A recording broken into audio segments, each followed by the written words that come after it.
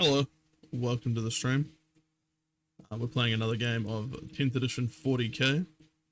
We've got the Leagues of Votann, which I don't know a lot about, but I'm going to try them out. Versus Lolly and the Tau Empire again, which should be interesting. Because I'm definitely original. We're playing 1,000 points. I have just under 1,000 at 975, so I couldn't find anything cheap enough to fit. And we're playing exactly 1,000. Nice. And we're playing, we're basically fighting over a wrecked Eldar ship because we couldn't find a map that was working well. And we're going to be playing randomized stuff today instead of the normal like Dawn of War that we did last time. So I believe I just click fully random and we'll get the deployment, the mission roles, and the primary. So let's try that. Oh, yep. Real weird deployment. We're doing sweeping engagement. And it looks like the objectives are very, like, set. Looks like it, yeah. Oh, and also don't forget to toggle measurement on your models, and then we'll talk about the armies in a second. It should already be that. Oh, mine have already done that as well. Is it just something Yellow Scribe does now? I don't know. I just know I double-checked before I saved those guys. Cool. So, objective 1. So, both objectives are going to be... Oh, wait. This might actually have it. How do I do it? Sweeping, what's it called? Sweeping something. Sweeping engagement. Is that it there? Oh, yeah, cool. Okay, so it automatically just does the objectives and the deployment zones for you. Sick. Okay. God, I love whoever did all the scripting and coding for, like, these, like, play Warhammer maps did a good job. Okay, and our primary objective today is mission rules sweep and clear. So, oh sorry, this is the mission rule. So in this mission, if a player controls an objective mark at the end of the command phase, the objective marker remains under their control even if they have no models within range of it. Unless your opponent controls it. So it's basically the sticky objectives thing for the whole mission. Okay. And the primary mission is... The objective markers in No Man's Land are sites of power. At the end of each command phase, the player whose turn it is empowers all sites of power that they control that have one or more character models from their army within range. Each site of power remains empowered by that player while one or more of their character models remains within range of it. In the second, third, and fourth battle rounds, at the end of each command phase, the player whose turn it is scores VP as follows. 3 for every objective marker they control, and 3 VP for each site of power that they have empowered. It's like extra 3. Yeah, I'm playing Votann. No. Should be interesting. Note that these are cumulative, so a player that controls one objective marker they have also empowered will gain 6 VP for that objective marker. Jesus. And the fifth battle round, the player who has the first turn scores VP as described above. The player who has the second turn scores VP as described above, but does it at the end of their turn instead of at the end of their command phase. Interesting. How many character models do you have, by the way? 2. Fuck, I have 1, I think. Unless sergeants have the character keyword, which I strongly believe they don't. I wouldn't think so. Damn. Okay, that's fine. Let's take a look at a random chasseray real quick. And then we also do like a gambit later as well, which should be interesting. And then I think with secondary objectives, we draw those. I'll look up how we draw those because I'm new to this. How to play tactical objectives. 10th edition. We've been playing the Dawn of War mission so far, so we thought we'd try out something different.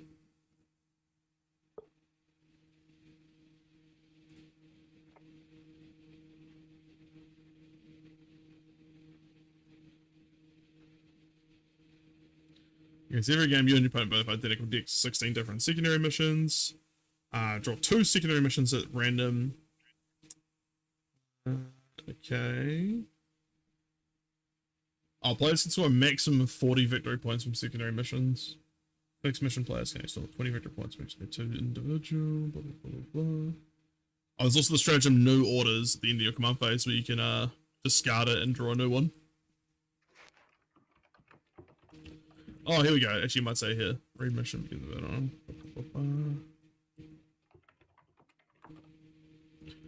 Begin the battle. At the end of each player's turn, if the player is using tactical missions, they can discard one or more of their active secondary mission cards. If they do, it is not the 5th battle round, the player gains 1 CP. This represents high command diverting strategic resources. At the end of the 3rd battle round, we generate gambits. Okay. So how does the secondary work? They decide the secondary mission and gambit decks. Shuffling and randomly drawing 1 card from deployment mission roll prior mission, which we've already done. We read the prior mission and mission rolls. So I guess we just draw 2 at like the start of the game, and then like as we achieve them and complete them, we like draw up to 2 again, and we can throw them out at the end of players' turns, unless you use the stratagem new orders. Okay.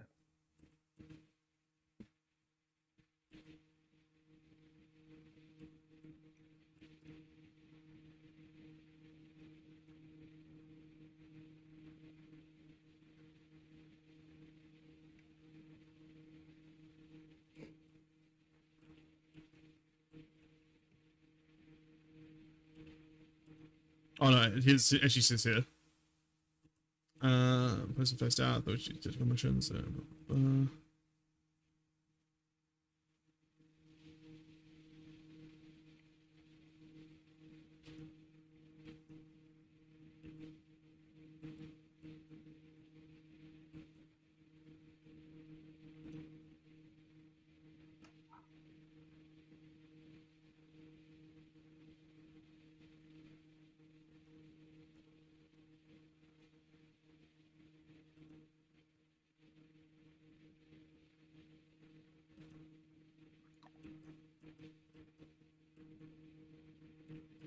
I'm a little confused about when you draw these, like what the point of the stratagem is if you get to throw away your cards at the end of your command phase anyway. I guess you get to draw like another one, like throw out another one and draw a new one if they're still bad.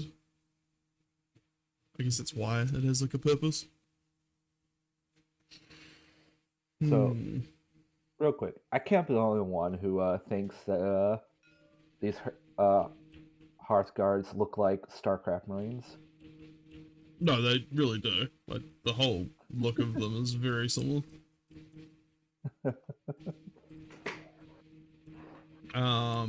Sorry, just give us a second. I'm just going through the secondary things. Players using tactical missions will discard each card the moment they achieve their secondary mission and only replace discarded cards in the next command phase, meaning you can't cycle through your whole deck and hit 40 VP in one extremely lucky turn. There are other ways to discard unfavorable secondary missions, but they're limited and have their own cost. At the end of each player's turn, if the player is using tactical missions, you can discard 1 or more of your active secondary mission cards. If you do, and it's not the 5th battle round, the player gains 1 CP. You don't have to spend a command point to ditch a tricky secondary mission, though, at the end of each of your turns. So when do you draw them? It's really annoying that they didn't put the secondary objective shit like in the rulebook. Like it's like I don't know why. It's like they only had 1 mission example in the rulebook. It's very odd the way they've done like 10th edition. It's like the one complaint I have about 10th so far.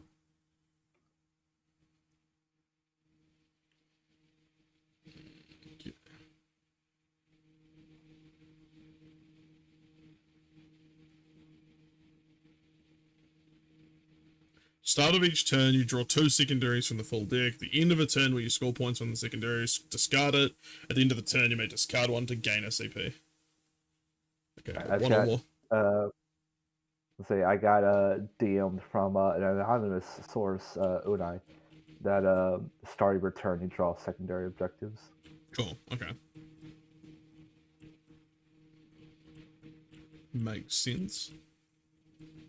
And we're trying to empower our battles. And yeah, I think we've got the table here we can use to track like primaries and secondaries. Because now it's kind of limited to like how many you can earn for each category. And we automatically start with 10 because of the battle ready painting thing that they added. To encourage tournament players not to be cringe, I think. Alright, so we want to move on to more people. We want to move on to describing your army. You can go first if you like.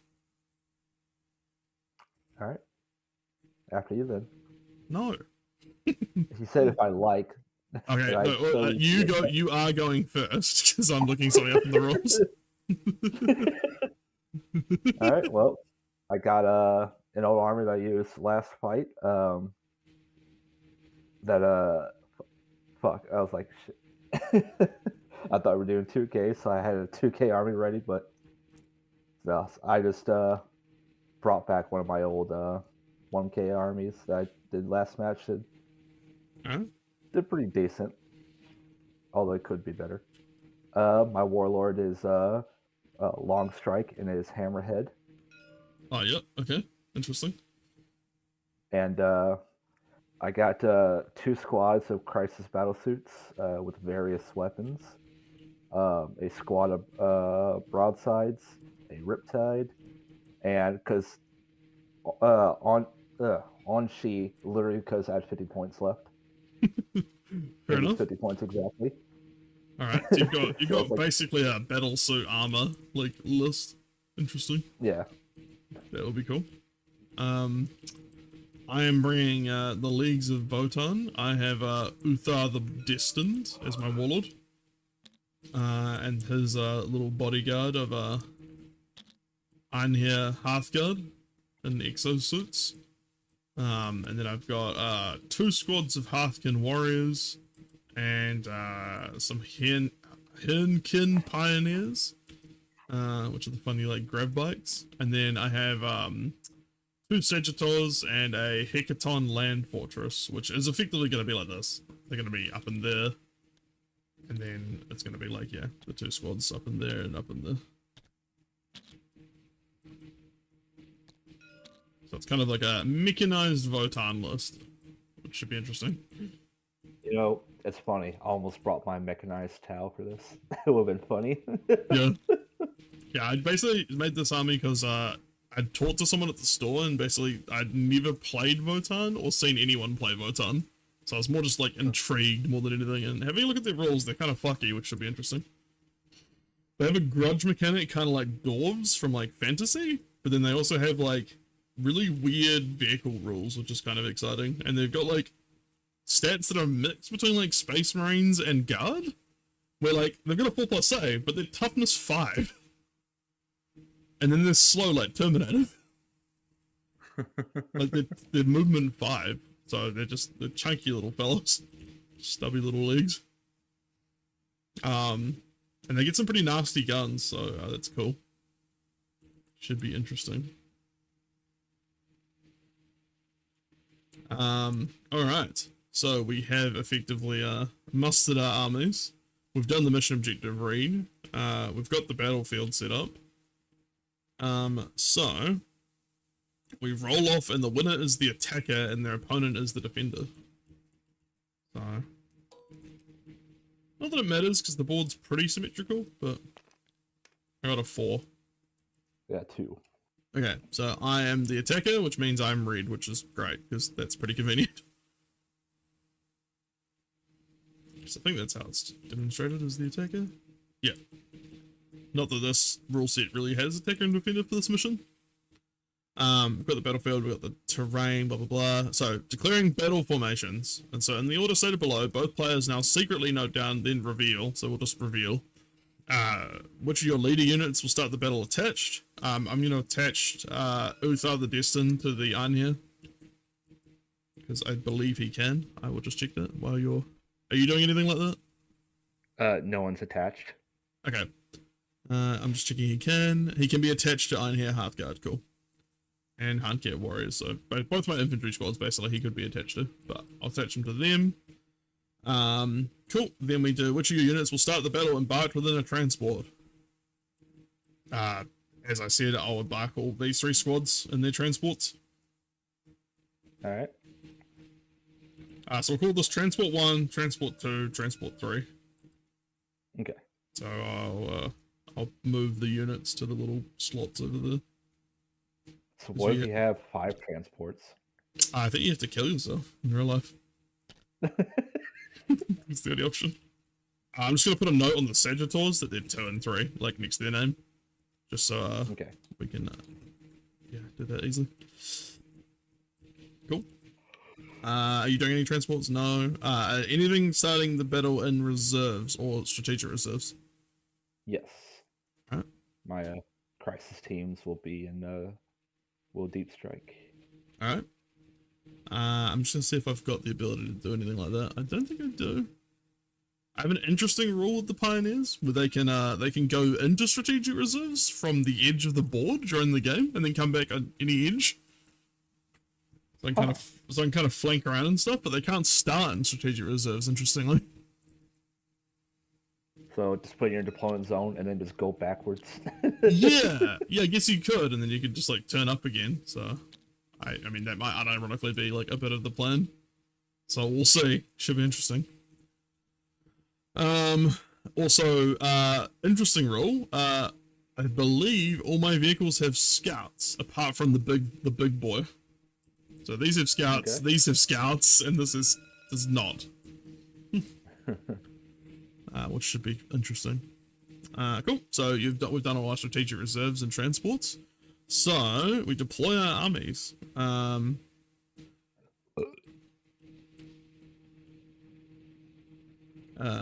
So who goes first? Does it say in here?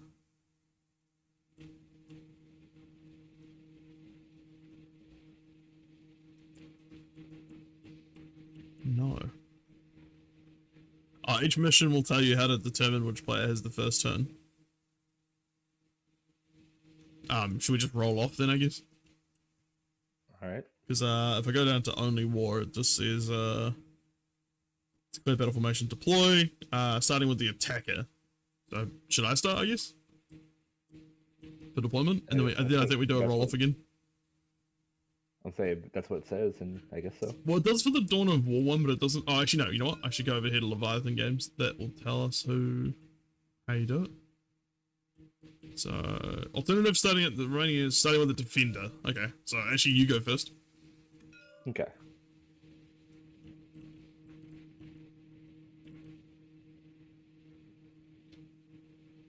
Deployed.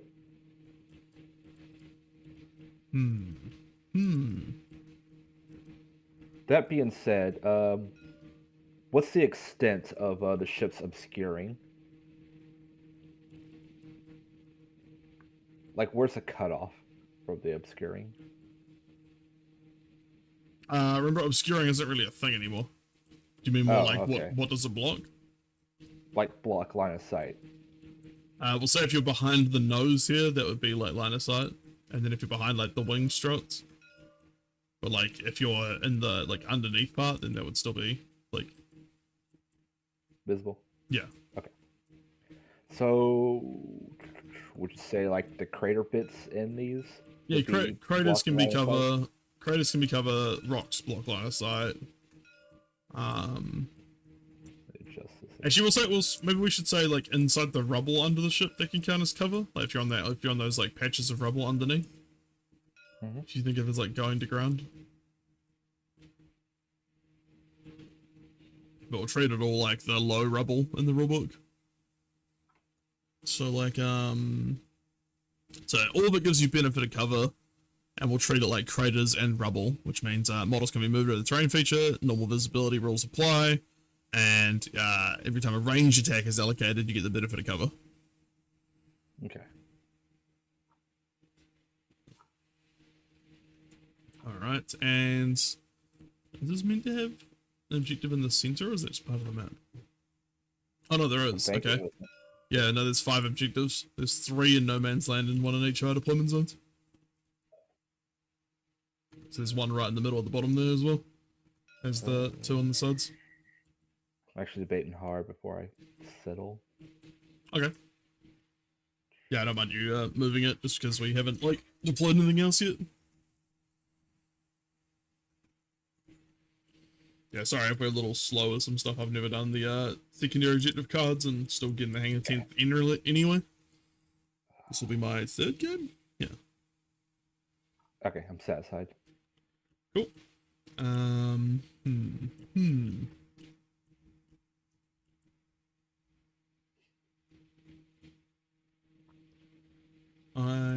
going crazy. I am going to pop this lad here just across the line. The funny brick will go there. All right. God, that thing's silly. I love it so much. It's just a big brick.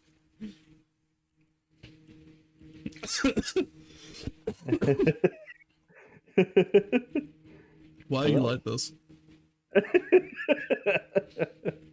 Alright. I will send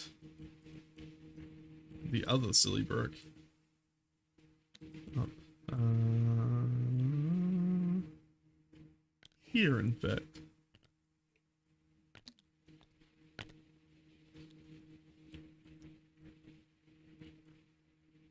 No! It's a shrimp tide. Okay. I will go here.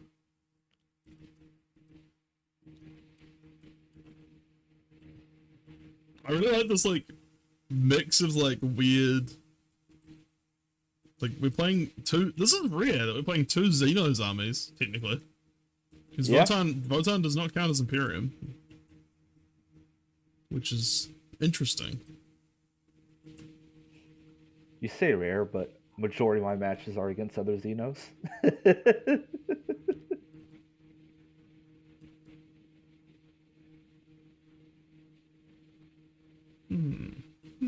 So far in 10th, actually no, never mind.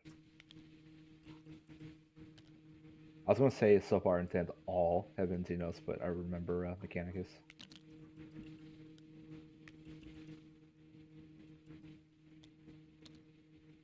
Okay, that's my deployment done. And that was yours done already, right? Yep. And then I just want to see if there is some special rules, because I have I do have the what's it called? I've got Scout on a lot of these vehicles. The Scout, basically, every model in this unit has the ability to start the first battle round before the first turn begins. You can make a normal move up to X as if it's a movement phase.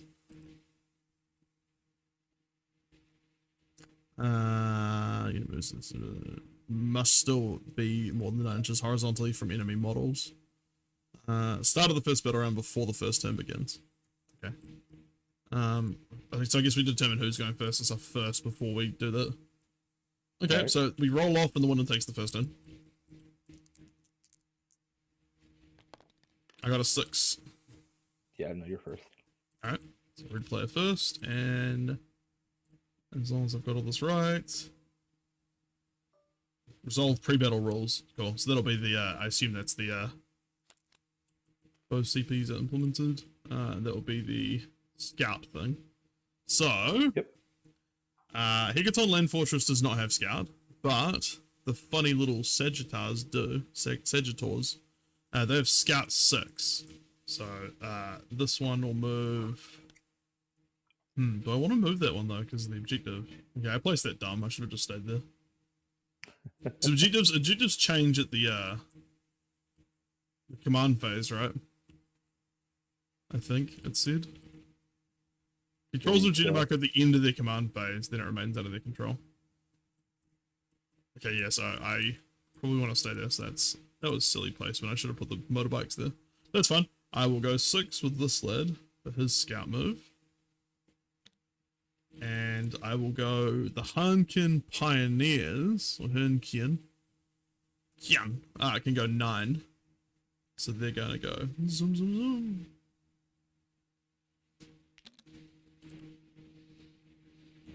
And then we're moving on to the proper start of the game. So it is my command phase. So I guess this is where I draw the 2 objectives. So I need to do the sites of power, and then we've got engage on all fronts. At the end of my turn, if you have 1 or more qualifying units from enemy wholly within 3 or more different table quarters, and those units are all more than 3 inches away from any other table quarter, I achieve that objective marker. End of my turn, into your opponent's turn, or at the end of the battle, if you control 1 or more objective markers in your own deployment zone, I achieved this. Okay. Interesting. So I've got to basically hold there with the defense stronghold, and then engage on all fronts. I basically just have to be in 3 or more different table quarters, which should be pretty doable, I think, based on this like outlay.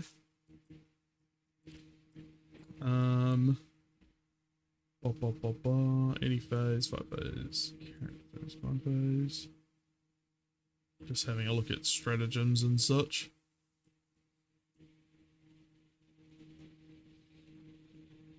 Sorry, I'm also very new to Votann. I've never played them before, so I need to remember how they work, because I have this thing called Eye of the Ancestors.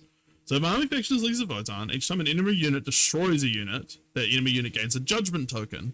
The enemy unit can never have more than 2 judgment tokens.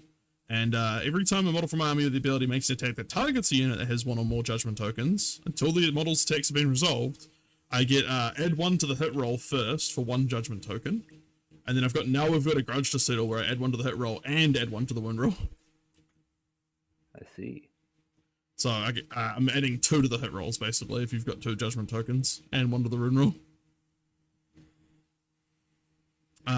Then I've also got a thing where at the start of the battle I have Ruthless Efficiency for the Oathband detachment rule. So we're playing Incursion, we're playing 1,000 points, so it's 2 units. So at the start of the battle, select the number of units from your opponent's army, depending on the battle size, as shown below. Each of those units start the battle with 2 judgment tokens. If at the start of any of your command phases, any of those units have been destroyed, you gain a number of CP depending on how early in the battle you destroyed it.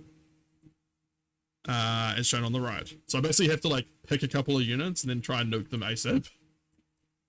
Gotcha. I'm gonna pick the broadsides and the riptide. So I guess I'll just have to find something to use as a suitable judgment token. And I think I've got the perfect thing. It's a Lewd Dozet standee. Yeah. I knew it. I knew it. You've been judged by Lewd Dozet. And those are 2 judgment tokens each, so I should copy paste these. So yeah, basically if I destroy both those units, any of those units, by the 1st or 2nd command phase, I get a 3 CP each. If it's the 3rd or 4th command phase, it's 2 CP each, or if it's the 5th command phase, it's 1 CP. So I basically gain a bunch of command points if I kill them early, effectively. And I'm getting bonuses against those guys. Shooting phase, just so everyone falls back.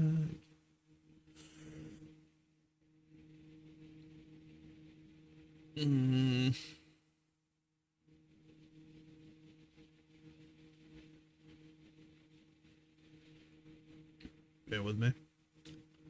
Sure. Grim Efficiency. Once per battle round in your command. So this is a Grim Efficiency with Uther, who is not on the battlefield yet because he is in the car. That's fine. Ignore me. Okay. And cool. So command phase, we both gain a CP, which we should have done automatically because of the game. Yep, cool. Yes. And then we do Battle Shock, which won't be relevant yet. Then we move on to the movement phase, and I just want to read up on transports because I haven't used transports yet. As far as I know, if you say you were to advance with them, you can't disembark unless stated otherwise, and the unit has to be within 3 inches. Okay. Not models. However, when we want to embark, it's models. Has to be within 3 inches. Okay, so a unit can embark within a friendly transport if all of its models enter normal, advanced, or format move within 3 inches. A unit cannot embark and disembark in the same phase. When a unit disembarks from a transport model, it's set it up on the battlefield so it's wholly within 3 inches of the transport model and not within engagement range of any enemy models. If for any reason a disembarking model cannot be set up, it can't disembark. If users disembark from a transport model that remains stationary in this phase, has not yet made a move, can then act normally. Units that disembark from a transport model that made a normal move count as having made a normal move themselves. They cannot move further during this phase. Right, so it just kind of depends if the vehicle moves or not. Unit cannot disembark from a transport model that either advanced or fell back. Yes, that's what you were saying before. Yeah. Cool. So I guess I'll move on to my movement phase, right? Okay. So at the end of the command phase, these change hands, don't they?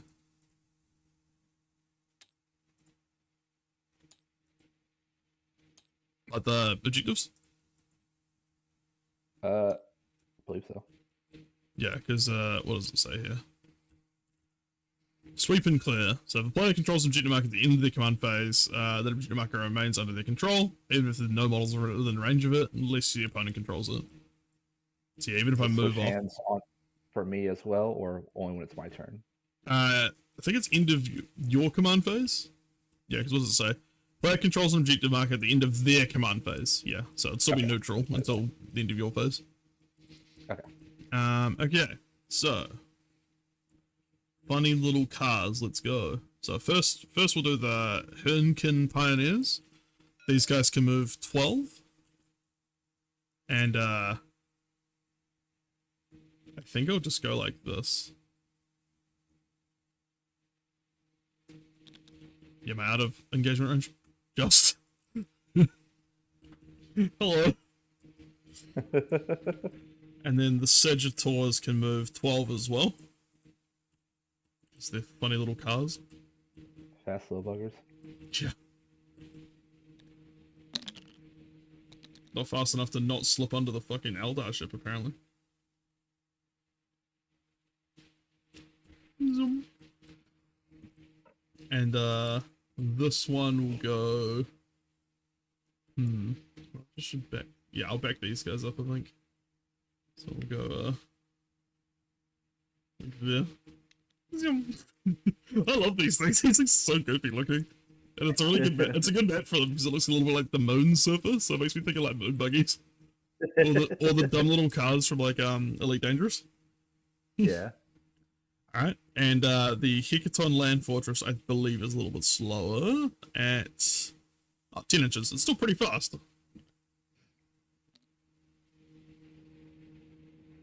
Zoom. And then I'm probably just going to disembark all of them. Alright. Which means I can't move with these guys, right? Because the vehicle is moved. Correct. Cool, okay. So, Transport 2 is over here. And it has to be, the unit has to be within 3 inches? Correct. Okay, so if I go... I can do this for you. Thank you. Finally get a bird's eye view. There. Is that good? That's 0.2 over. Okay, so a little bit close. Other? Sweet. It doesn't have to be super careful. That's fine with me. And then Transport Squad 3. I want inside the objective marker though, so that's they're not gonna disembark super far. I will move it around a little bit though.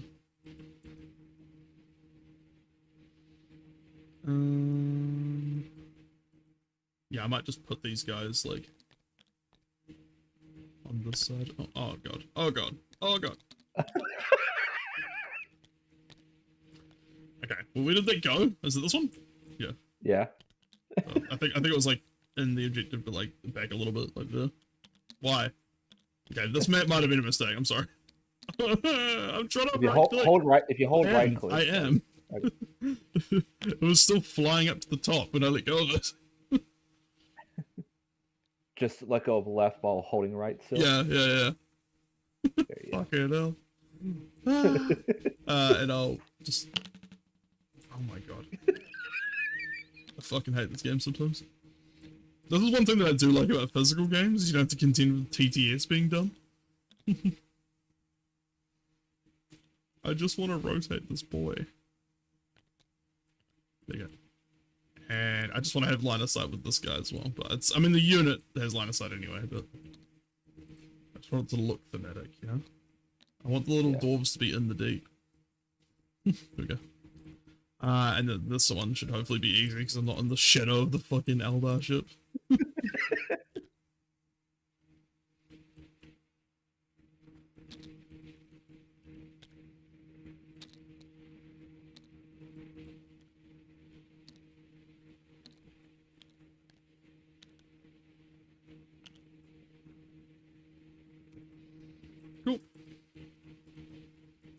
Alright, so that is the movement phase. All right, I'm going to activate a stratagem. Alright. Rapid ingress at the end of your opponent's movement phase. I can deploy a unit from my reserves as if it needs strike, Okay. as if it's my reinforcement. Yep.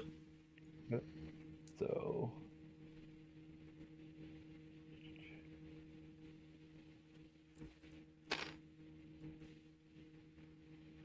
Okay, measure them to this guy, please. I got me 9. Yeah, a little bit further. There you go. You get there. There we go. Oh, okay. All right, your turn. All right. So moving on to the shooting phase, and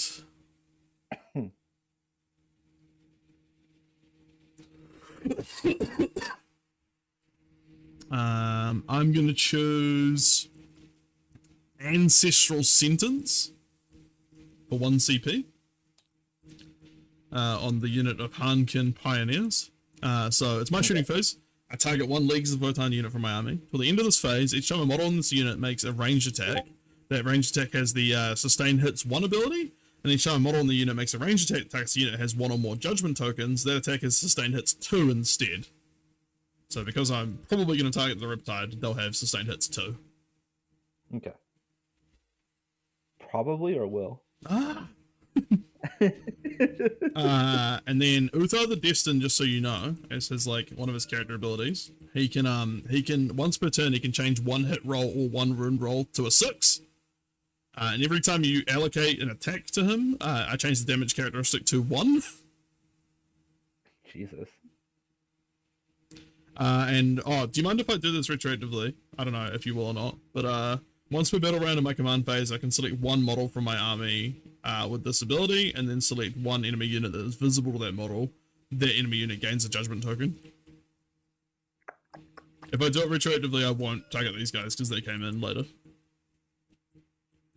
I'll give it to you. We're still learning. Alright. I only just saw it now. Sorry. Who has Grim Efficiency? Is it just everyone?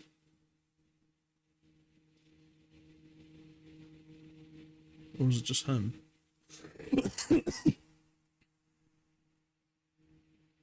Oh, shit. So, Hearthkin Warriors, these guys, these little guys, like the main warriors, they have sticky objectives by default. They have luck has, need keeps, toil earns, which means at the end of the command phase, if this unit's within range from objective marker, the objective marker remains under your control even if you have no models within range of it until your opponent controls it. So even if we didn't have that in the rules, we would get it. Actually, you know what? I don't think I would have been able to do it anyway, Lolly, because he was still embarked at the end of the command phase. So ignore me. But I do have a comms array when I did the stratagem with these guys. I think. Comms array. Each time I target the bearer's unit with a stratagem, roll a d6. On a 5+, I gain SEB back. So let's try that. Failed. So it's all good anyway. I'm just looking through to make sure I got everything right with these guys, because they're very weird. Oh shit! Blistering Advance. Units can disembark from this transport after it's advanced. Damn, I should have advanced the Sagittars. That's cool, man. They're very zippy. Yeah, my Devilfish can do that too. That's sick.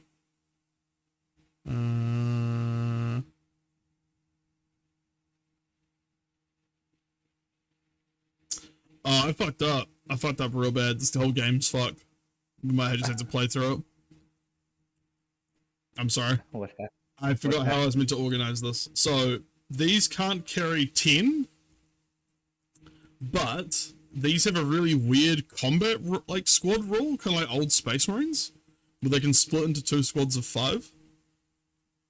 So what I was meant to do was put half of 1 squad in each transport, and then have a full squad somewhere else on foot.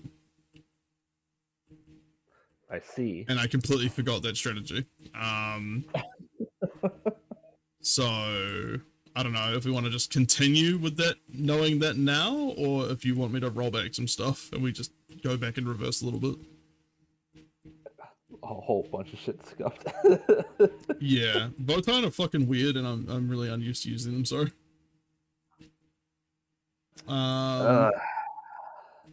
we could do. Assume I had 5 in each, and I could just put the other half of each squad back where they came from. Like, and then I could have you like change this if you wanted to move these guys somewhere different. I would have to, since be closer than 9 inches. Yeah. Oof. Yeah, I don't mind which way you want to do it, seeing as I made the fuck up. These guys are fine though, they can fit within the vehicle. I'm also fine with saying fuck it. We'll just be careful from here on out. Okay. Yeah, if you don't mind just being patient with me to check my rules a bit more thoroughly between like turns. Just because, yeah, these guys are new. Well, I'm playing Warhammer. If I wasn't patient, I'm playing the wrong game. Pretty much just about reroll the wind roll. Fire support. Okay, everyone's ignores cover because of pan-spectral scanners. Okay. This was giving me time to order food. I'm gonna finally... Oh, okay. Do you want me to wait? No. I can multitask. Okay. I am going to start then... does the Riptide have stealth by any chance? What? I'm just asking because I have a searchlight that makes stealth good for me. If you have stealth, I get +1 to my hit roll because of my funny searchlight. That would be a negative Ghost Rider.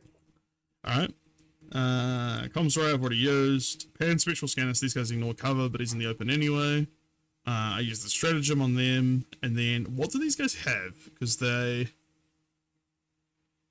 all have Magna Core or less cannon? What I guess? That doesn't seem right. Yeah, what, how do they work? So each of them has a bolt revolver, a bolt shotgun, and a Magna Core autocannon, and a plasma knife. And then for every 3 models, 1 can be equipped with the special gun. So I've got 1 of those. Oh, and if a model, I add 1 to its wounds characteristic. So that'll be the middle guy. That's why he's got 4 wounds. Okay. And for every 3 different models that are equipped with, not equipped with a high las rotor cannon iron beamer, can be equipped with the other shit. So he's got the pan spectral scanner, and he's got the searchlight. That's right. So I did not take the. Okay, so I can't also have the comms array, so that we can ignore that rule. So that's Battle Scribe not picking up on that.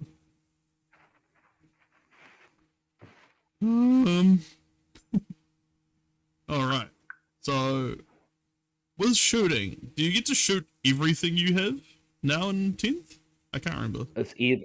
I remember in our first game, it's either your pistol or your other weapons. Right, okay. If you have more than 1 range weapon, you can shoot all of them at the same target, or you can shoot each of them at a different target. Cannot split attacks. If I recall correctly, you can't more split than attacks one with the same weapon. Yeah, if you have more than 1 range weapon, you can shoot them at the same or different targets. Models cannot split attacks from the same weapon. Yeah, cool, okay. And... Right, okay.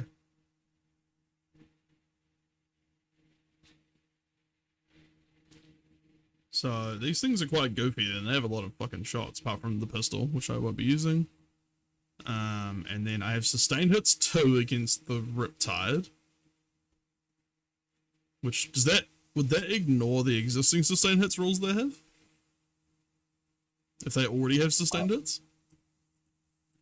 I assume so. I assume it just replaces it rather than, like, adds to it. Yeah.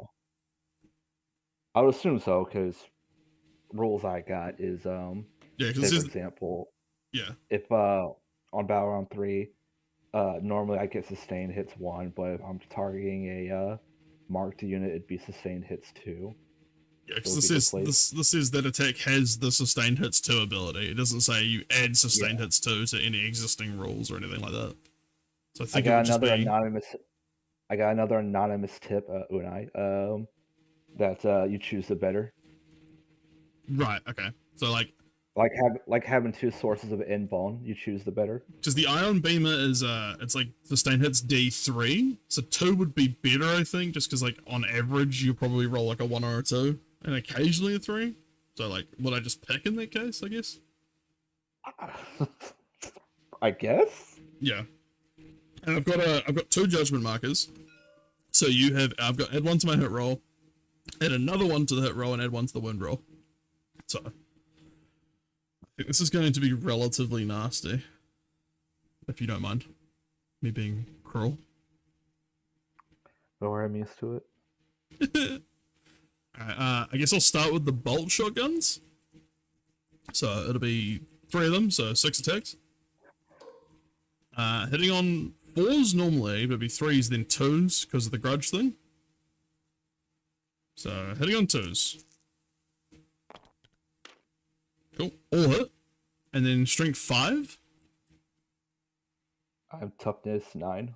Okay, so what's that, 5s to wound? Yes. But adding 1, so it'll be 4s to wound. Yes. 4s to wound, and I'm adding 1 to the wound roll, so 4s to wound. So 3 wounds. AP nothing. Alright. So 3 2-ups. Oh, sorry, wait, what does sustained hits do again? Is that extra hits? If you roll 6s, it's an extra hit. Okay, so that's an extra 2 hits. So it's actually, so I need to roll these for wounds. Oh no, those were the wound rolls. Okay, never mind, I have to just delete them, because I didn't check my hits. My bad. Yeah, well, he saves them all anyway. Cool. Alright. Moving on to, so this time I need to check my 6s, basically. Yeah. So moving on to the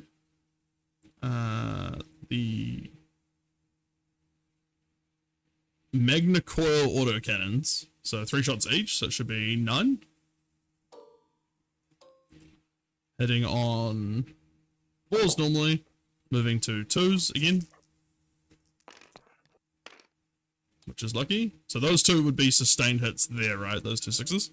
Yes, that's just 2 extra hits that just happened. Yeah. So then rolling to wound, and this is strength 7, so it'd still be 5s to wound. 3 wounds, and this is AP 1. Alright. And each one of these is damage to. 3 3-ups. Cries. So there'd be 4 wounds. Alright, so let me double check something on the Riptide. Huh?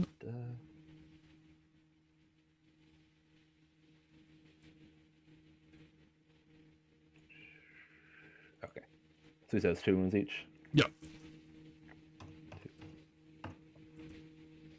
And then the Ion Beamer. Wait, did I give it an Ion Beamer or yeah, I did. Cool, okay. So the Ion Beamer is 3 hits. I'm sorry, 3 shots. Hitting on 6s. Sorry. Rolling on the box. And hitting on 2s is what I meant to say. So hitting on 2s. 6 would be another 2 hits because of the sustained hits. And then this one is strength 7. So again, it is wounding on 5s. 1 hit, and this is AP 2. Alright, so a 4-up.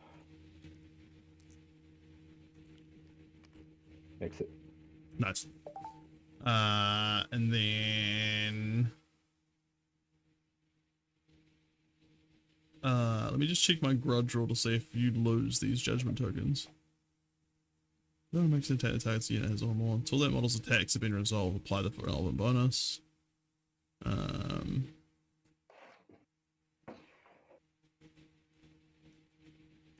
never have more than 2 tokens. Any further tokens you gain are ignored.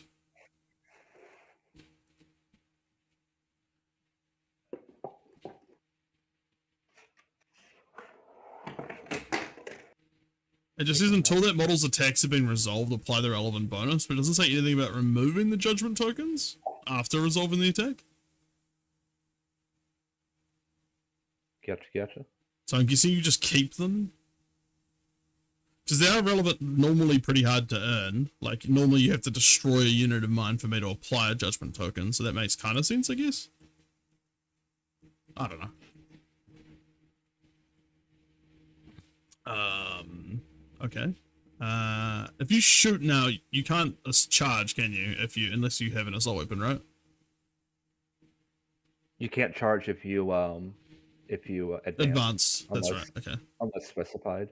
Oh yeah, so assault weapons are the ones that if you advance this turn, you're still eligible to shoot and charge. Correct. Assault weapons can still shoot, yes. Oh, it can still shoot, yeah. Actually, it doesn't say you can charge anymore. So you can see everyone can still charge? Or No. you just can't if you advance? Yeah.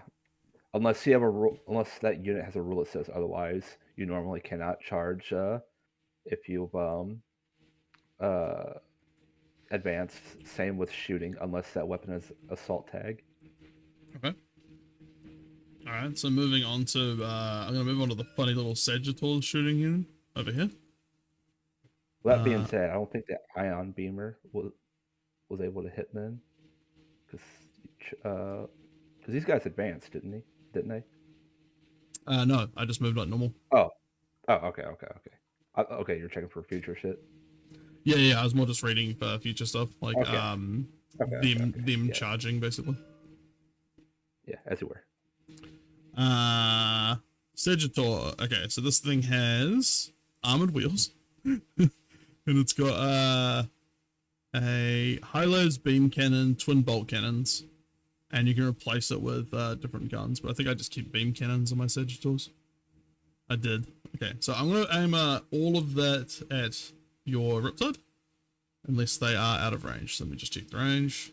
24 and 36, so I should be in range. Yeah. Okay. So hitting you with the Hylas beam cannon.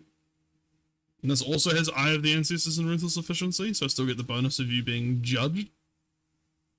So Hylas beam cannon. 2 attacks, hitting on 2s now.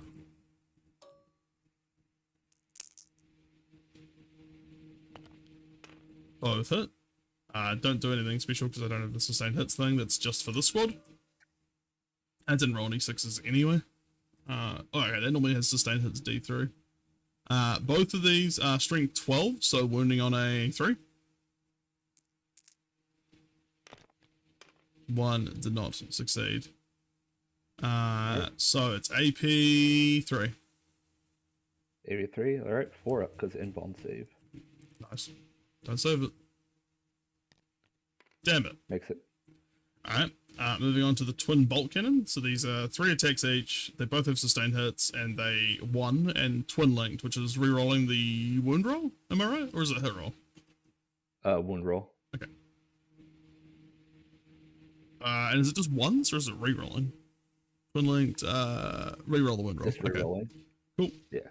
So 6 attacks. I thought twin was not that. No, I've got 2 times. Oh no, you're right. You're right. I thought it said 2 times twin bolt cannon. I'm dumb. Yeah, it's just 1. You're right. So hitting on 3s, 2s, hitting on 2s still. Fuck. Sustained hits though, so the 6 becomes another 1. And then rolling both of these, wounding on 5s, but re-rolling because of twin linked. And I think it's 4s actually because of the judgment thing. So it'll be 4s re-rolling failures. So 1 wound, and it's AP 1. Alright, so a 3 up. Cool. Did it just like stop on the box? It just stopped on the box. Do you want to like try and put it in the box again maybe? Alright, let me try that again. Sometimes the lag does that. Unite had that quite a bit when we were playing last time. It goes through. 2 damage. I nearly killed the Riptide lolly, I'm sorry. Okay. These funny little lids are shooting next. Actually, you know what? I'm going to Google this judgment thing, 'cause it seems really odd that it wouldn't disappear after utilizing the tokens. You know what I mean? Yeah. Do judgment tokens disappear after shooting Votann 10?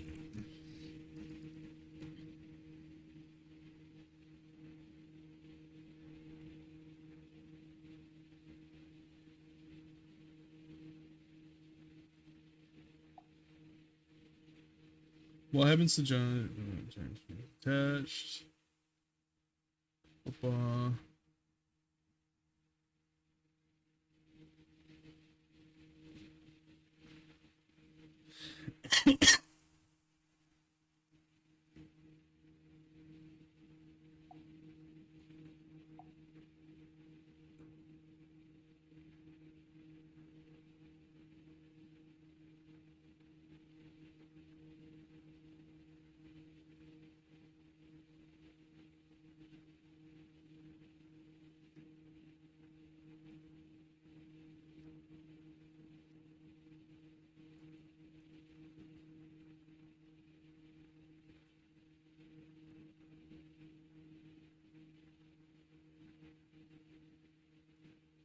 Yeah, because the wording I've got basically is normally with Eye of the Ancestors, if your army faction is least of Votann, every time you destroy a unit of mine from my army, the enemy unit that did destroy it gets a judgment token.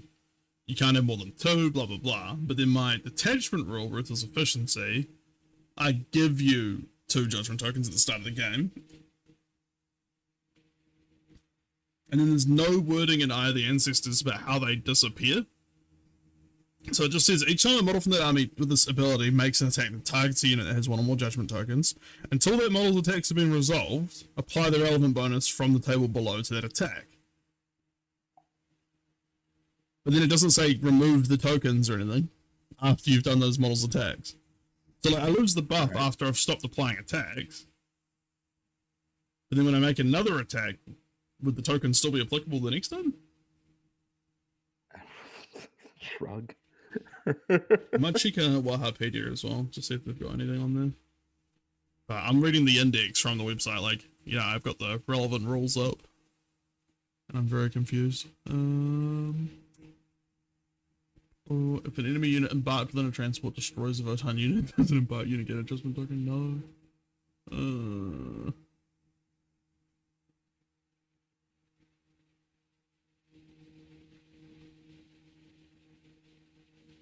Okay, so it looks like they've maybe FAQ'd it a little bit? Or is this old rules? Is this like 9? I don't know.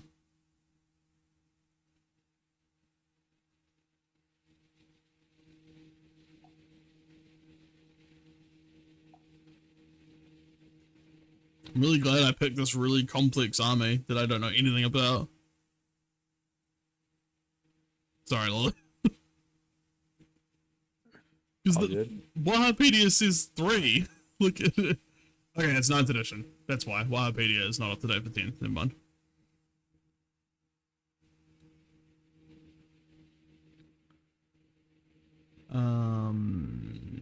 Yeah, I guess we'll just play on, assuming they just stay until the unit's destroyed, basically. And then if that's wrong, I will apologize profusely for my evil cheating.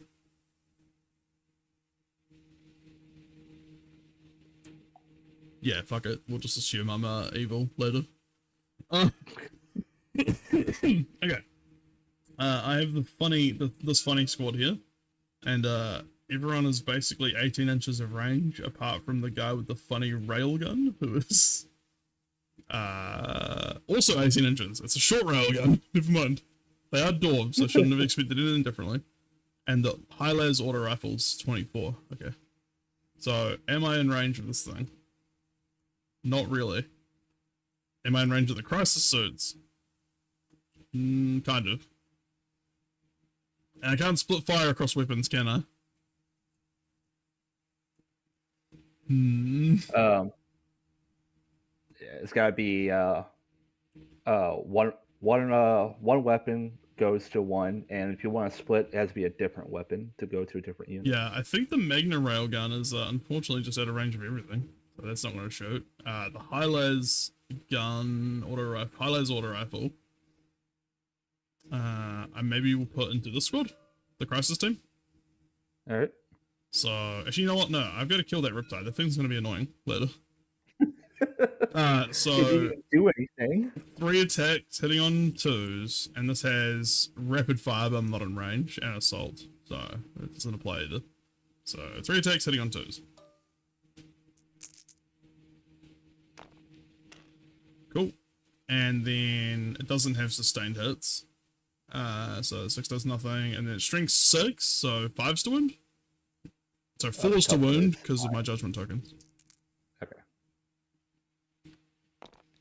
No wounds anyway. That thing's out of range, and then I guess the what's the maximum it's gonna be? Like 1 dude that's in range. Versus over here, it's like 1, 2. Yeah, so I'll do all the iron blasters that can be in range. Are gonna shoot the crisis teams. All right. Because I can't shoot otherwise, really. So 1 guy can, 2 guys can, 3, 4, 5, 6. Yeah, I think it's gonna be 6, 7. So 1, 2, 3. So it's basically the. Oh, the back row. It's not. No, it's 6. It's 6 guys. It's the front 2 dudes here and the back 4 guys here are in range of the crisis teams. 6 guys, and it's the Iron Blaster, so it's 1 attack each. So these are normally hitting on 4s, and since you don't have any judgment tokens, it's still hitting on 4s. So hitting on 4s on the crisis team. Oh, they did pretty good though. And then This 5. strength 5, so 4's to win. 2 wounds, and they're AP 2. AP 2. Alrighty. Let me just check something. AP 2. All right. It's 2 of the hits, right? 2 hits, yeah. All right. 2. 4 up in bones. Why did people 3? There we go. 1 goes through. Alright, they're just 1 damage. Who's gonna eat it? You are.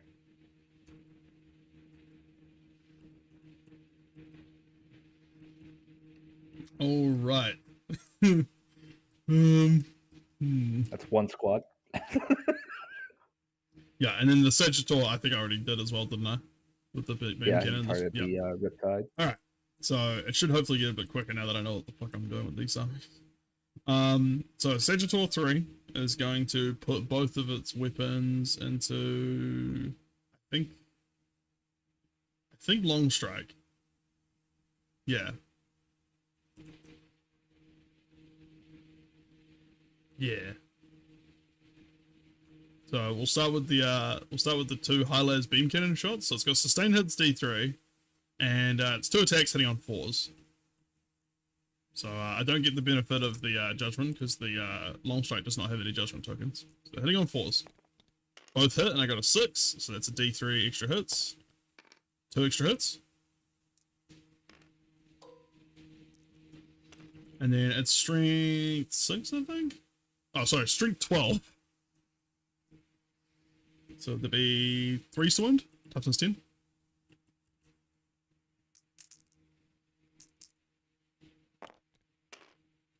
That is 3 wounds. And it is AP 3. Alrighty. Let me just double check if he has inbound saves.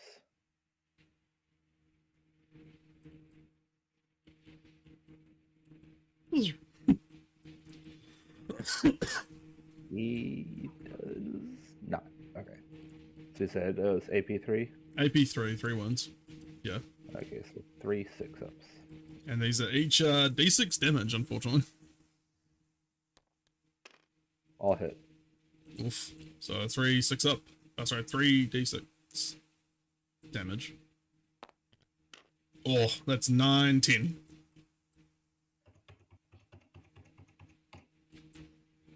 Alright. Ouch.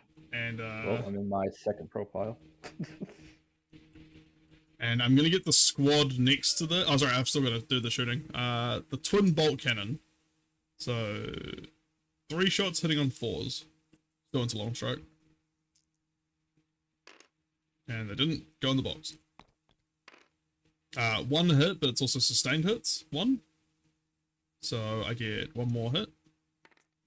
Then it's only strength 6, so it'll be 5s to wound, rerolling because it's twin linked. Rerolling due to twin linked. Oh, sorry, is it both dice or is it just one dice with twin linked? I think it's with all missed dice. You can reroll that attack's wound roll. Okay. So yeah, it looks like all then. Both wounded. Double 6s. AP. AP 1. Alright, so 2 4-ups. Nice. Damn. Alright, moving on to the Hearthkin squad. So these guys, I think I can just put, I'll just put everyone into the, into long stroke. How does line of sight work? If I've got one model that can see you from the unit, I can see you? Yeah. Okay. One model equals the whole unit can see. Alright. And these guys, don't have any bonuses because you're not judged. So... And same deal with, other models that are obscured on your targeted unit. You still hit the whole unit. Right, okay. And these guys count as moving, right? So heavy wouldn't take advantage because they moved with the Sagittor. Okay. Yeah. I don't think I get the bonus of heavy, basically, because I think you count as moving, even though they technically haven't, like, moved. Yeah, they just got out. Disembarking Counts as moving. Counts as moving. Yeah. So, Magna Rail Rifle. One attack hitting on 5s. Ooh. Let's go. Yes! Hits. And it's strength 12, so 3s to wound. And 6s are devastating wounds. And it misses. Lamau. Okay. Story of my fucking life on last match. Oh, really? Moving on to the high-les auto rifle. So, rapid fire is 12 inches. I don't think I'm in 12 with him. I'm not. So, 3 shots hitting on 4s.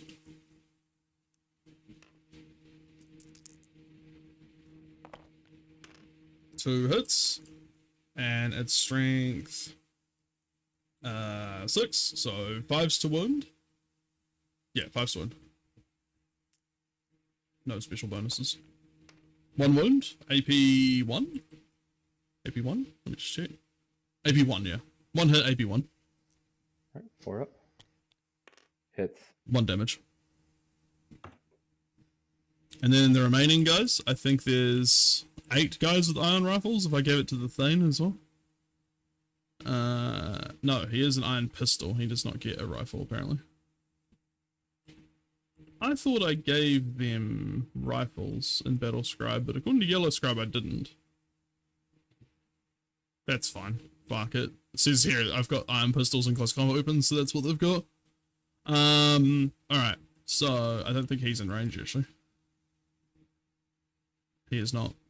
So we got 1, 2, 3, 4, 5, 6, 7? Because there'll be 8, 9, 10, yeah. Okay, so 7 iron rifles, and I think even the backline guys are in range. Just. I should probably check this back guy then. He's out, okay. So that would go down to 6 attacks. 6 attacks, okay. 6 iron blasters hitting on 4s.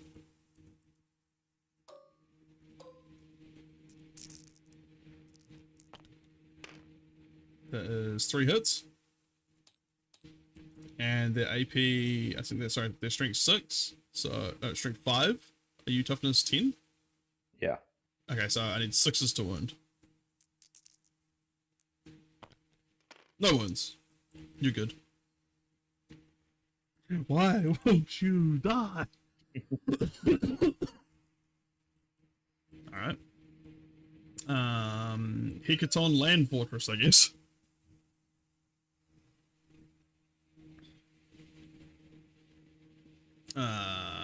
Fucking hell.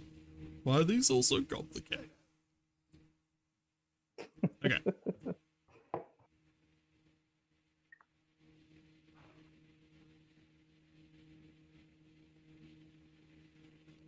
Okay, so this thing has cyclic ion cannon, meta autocannon, 2 twin bolt cannons, and the pan spectral scanner. And then I've replaced the two twin bolt cannons with 2 twin ion beamers. So it's all got ion beamers from memory. It should have that from Yellow Scribe. Yep. Cool. And then I changed the cyclic ion cannon to a heavy magna rail cannon. So, okay, so I'm gonna put the heavy magna rail cannon into the long strike. Leave him alone. Is that 30 inch range? Yep. And then I'll put everything else into the broadsides. So starting with the heavy magna rail cannon, it's ballistic skill 4 because you're not judged. It's 1 attack, and I just want to make sure my character doesn't give me a bonus for being nearby. I don't think I do.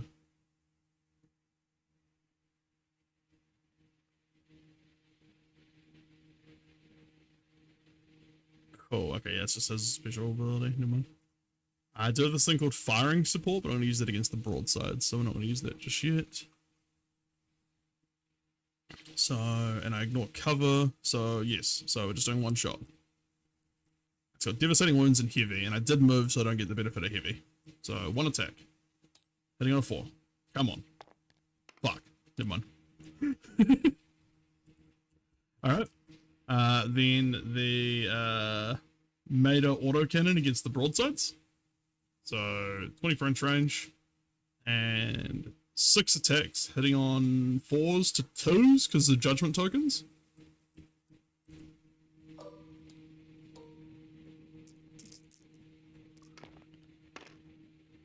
One miss, and then strength of the autocannon is 7. Broadsides are toughness 6. So 3s to wound. That is 3 wounds, and they're AP 1. Alright. 3 ups. I'll make it. Damn. And I got 2 times twin ion beamers, which are in range. So that'll be 6 attacks hitting on 2s, and these got sustain hits, D3, and twin linked. So 6 attacks hitting on 2s. And 6s are sustained hits. Sustained hits, D3 was it? D3, yeah. So another D3 hits. 1 more hit. So it's 4 hits. No, sorry. 5 hits because of the 2s. 6 hits. Okay, 2s plus those ones plus the sustained hits makes 6. And the ion beamers are strength 7, so 3 to wound again. Rerolling because of twin linked. Oh, whoops.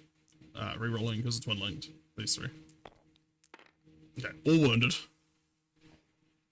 Alright. AP 2. 6 hits, AP 2. Alright. 4 ups. Okay, let me check the feel no pain. It's okay, it's only for mortal wounds.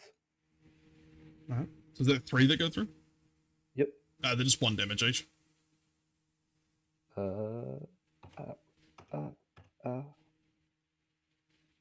Alright. Now, the Hecaton Land Fortress has the ability Fire Support. So in the shooting phase, after this model shot, select 1 enemy unit it's scored 1 or more hits against. So, the broadsides. Until the end of this phase, each time a friendly model that disembarked from the transport this turn makes an attack that targets that enemy unit, you can re-roll the wound rolls. Basically, this unit can re-roll wounds against the broadsides of this phase. Gotcha. So moving on to them. Uther and his friends. So we'll start with Uther. He has got the Vulcanite Disintegrator. And once per turn, I can change a hit roll or 1 wound roll to a 6. And it's got devastating wounds. So it's probably worth me saving it to a, and he's hitting on 2s. Okay, and it's 18 inch range, which I think he's in. Yep. So 3 attacks. Hitting on 2s, which would go up to theoretically a -1 because of the judgment tokens, but I don't think that's how it works because 1s always fails. Correct. So hitting on 2s. Cool, all hit. And then strength 5. So okay.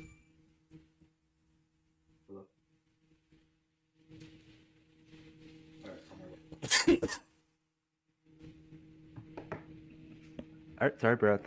My piece is here. Be right back. Okay, no worries. I hope you've been enjoying the game so far, stream. I am very, I have no idea how this army works, so sorry if I've been cheating and playing really slowly. They're interesting. I do like them. They're silly. They feel very strong at shooting, but I worry when he turns against me, I'm gonna suffer a little bit. Although the stuff I did bring is kind of chunky. And the toughness 5, which is nice. He gets like most of the basic infantry in the game. I just wish I was better at I wish I'd played a little bit better at the start. Like, I feel like I've potentially fucked up some stuff. We'll see.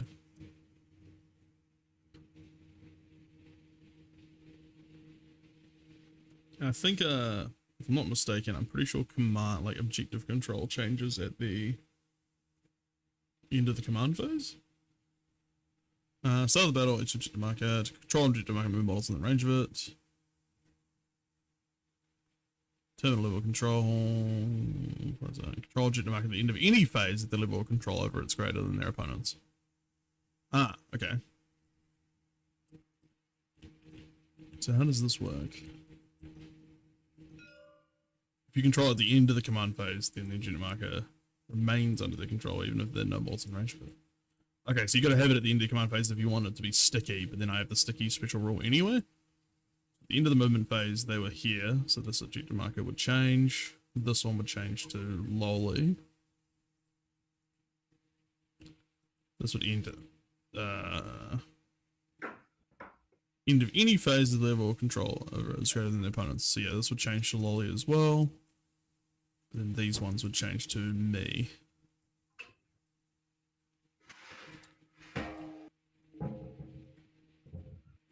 Which might be hard to select in this one just because it's hidden under a bunch of units and the rubble. Oh, so I reread objective markers, by the way, Lily.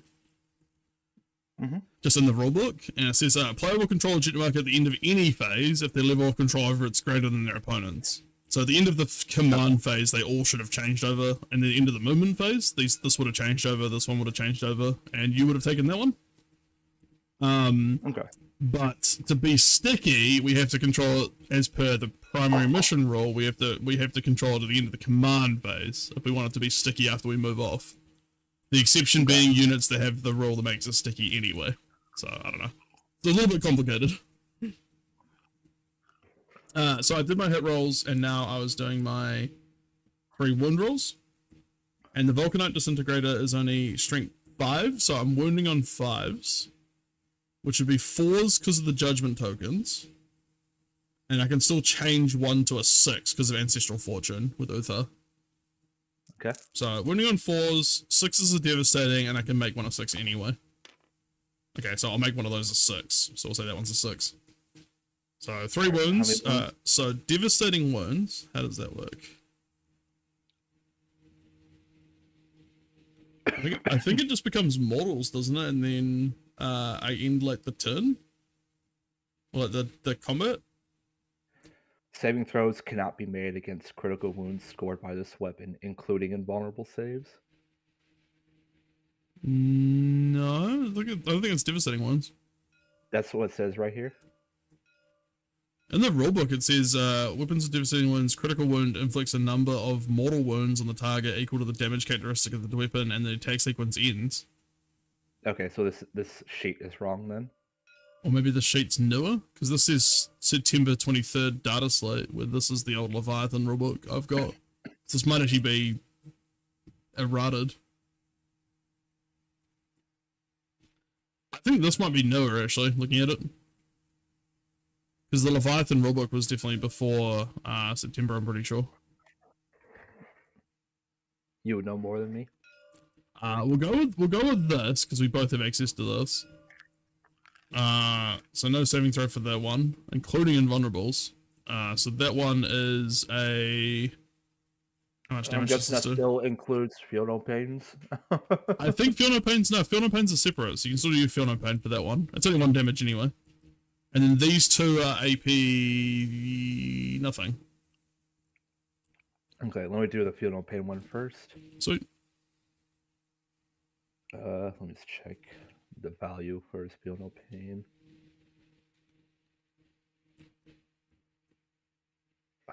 X. Goddamn, I have to go to the... Okay, 4 up. Feel No Pain. Alright. 4 up, Feel No Pain. Fucking hell. Alright, he eats it. That's 1 damage. And then 2 normal saves. Alright, so 2 ups. Yep. You're fine. Nice. And that was Uther. So now we go on to the funny little Hearthguard. And just a reminder, I've got... What did that thing do? I can reroll wound rolls. Okay. And the Hearthguard have... So when I've got a character leading this unit of strength, straight 1 for the wound roll, teleport crest, deep strike, walk and vulnerable save.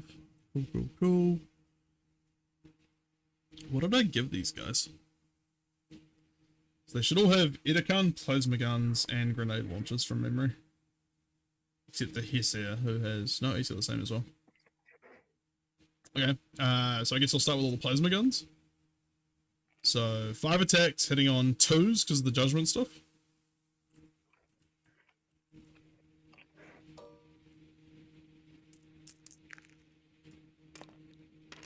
All hit. And do they have any special rules?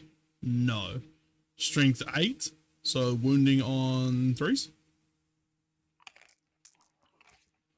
Oh, sorry, wounding on 2s actually, because of the judgment thing. Doesn't matter, because I got a fuckload of 1s. 2 wounds, AP 3. Alright, so... I'll just make sure they also don't have the invuln. I don't think they do.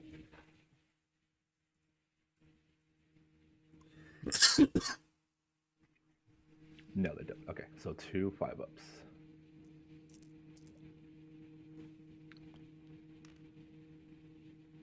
They go through both. 2 damage each. 1 2 3 4. It's not looking good, that broadside. Alright, and then 5 X armor grenade launchers. And these have blast, which I don't think would do anything to you, would it? Because you're three people. Correct.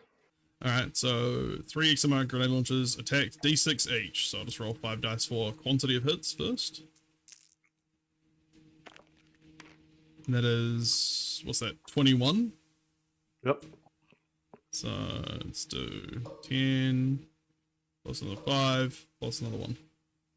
So 21 hits, hitting on 3s. Normally it'd go up to 2s to 1s, but 1s don't matter, so hitting on 2s.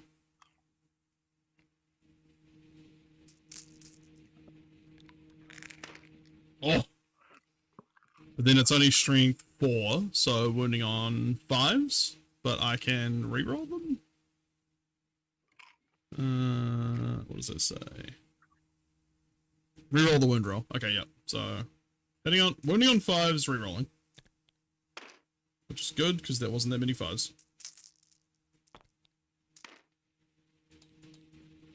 Okay, and these are, so that's 13 wounds, but they are, I'm pretty sure they're AP nothing, but I'll just double check.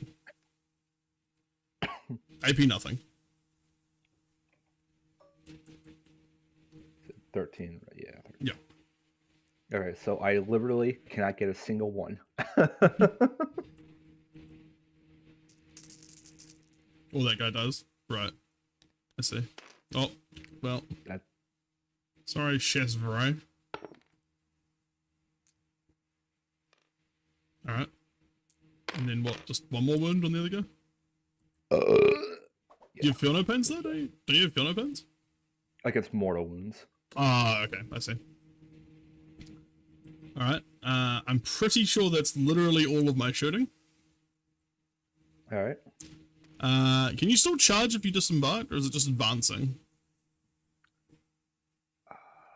Let me check. I'll check. I believe just advancing, but doesn't hurt to double check. Such a unit also cannot declare a charge in the same turn, but can otherwise act as normally in the remainder of the turn. Okay. So you can't. I can't charge with these guys basically, or these guys, or these guys. So just the only ones long ass charge. Yeah, but I just mean more for like my own notes for next time. Okay. Do I charge the Riptide with the funny motorbikes? They do have plasma knives, but I don't know if they're very good because they're strength 4. And how close am I to your board age? I'm close enough to get the benefit of my funny rule. Yeah, I'm not going to charge you. So I think that's going to be my turn. So, should I do scoring stuff? Because I think the primary mission, we don't do anything this turn, because it's still the first battle round. Mm-hmm. Yes, yeah, so this doesn't do anything, the primary objective, but the secondary objective, engage on all fronts. End of my turn, if you have one or more qualifying units from your army, wholly within 3 or more different table quarters. Are they? They're in one quarter, they're in the other quarter, he's in the other quarter. I think I've got 3 quarters with the motorbikes, the Sagittor, and the Hecaton. Okay. So I've got 3 or more table quarters, and those units are all more than 3 inches away from any other table quarter. That might... I think I'm just out of 3 inches of this other table quarter with the Sagittor. So I think I'm alright. The motorbikes are definitely in, and the Hecaton Land Fortress is definitely in, so I think I'm okay. Okay, and then I don't think anyone's battle shocked. Achieved and you score 4 VP if you're qualifying it. Okay. Okay, 2 VP if you have qualifying units in 3 different table quarters.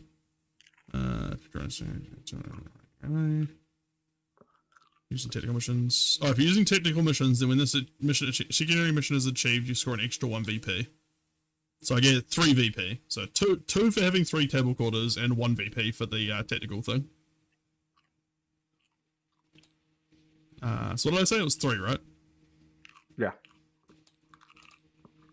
And then defend stronghold at the end of your opponent's turn, or at the end of the battle. So at the end of your turn, I need to check this one. And also cannot be achieved during the first battle round. If you draw the secondary mission objective during the first battle round, draw a new secondary mission card and shuffle this one back into the secondary mission deck. Oh, whoops. Do you mind if I draw it now and just check then? Go ahead. Because I would have had to do that at the start. So I'll recycle that back into the deck. So it would have been Storm Hostile Objective at the end of your turn if either of the below conditions are satisfied. You control 1 or more objective markers that were controlled by your opponent at the start of the turn. None of them were, so that would be irrelevant. Your opponent did not control any objective markers at the start of your turn. No. And you control 1 or more objective markers that you did not control at the start of your turn. Yes.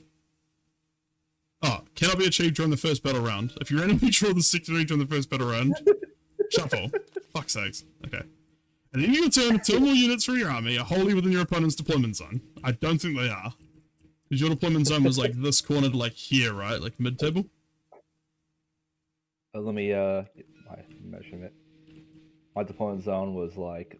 Yeah, I don't even think the motorbikes are, and they're my furthest forward unit, so I don't think I get that. Send mission achieved, score 4 VP. If only 1 unit is wholly within your opponent's zone. I don't even think the motorbikes would be, would they? Because it would have been across the front of them. Because it's wholly within, so I don't think they get that either. Gotcha. So, am I going to discard that to get a new one at the end of my turn?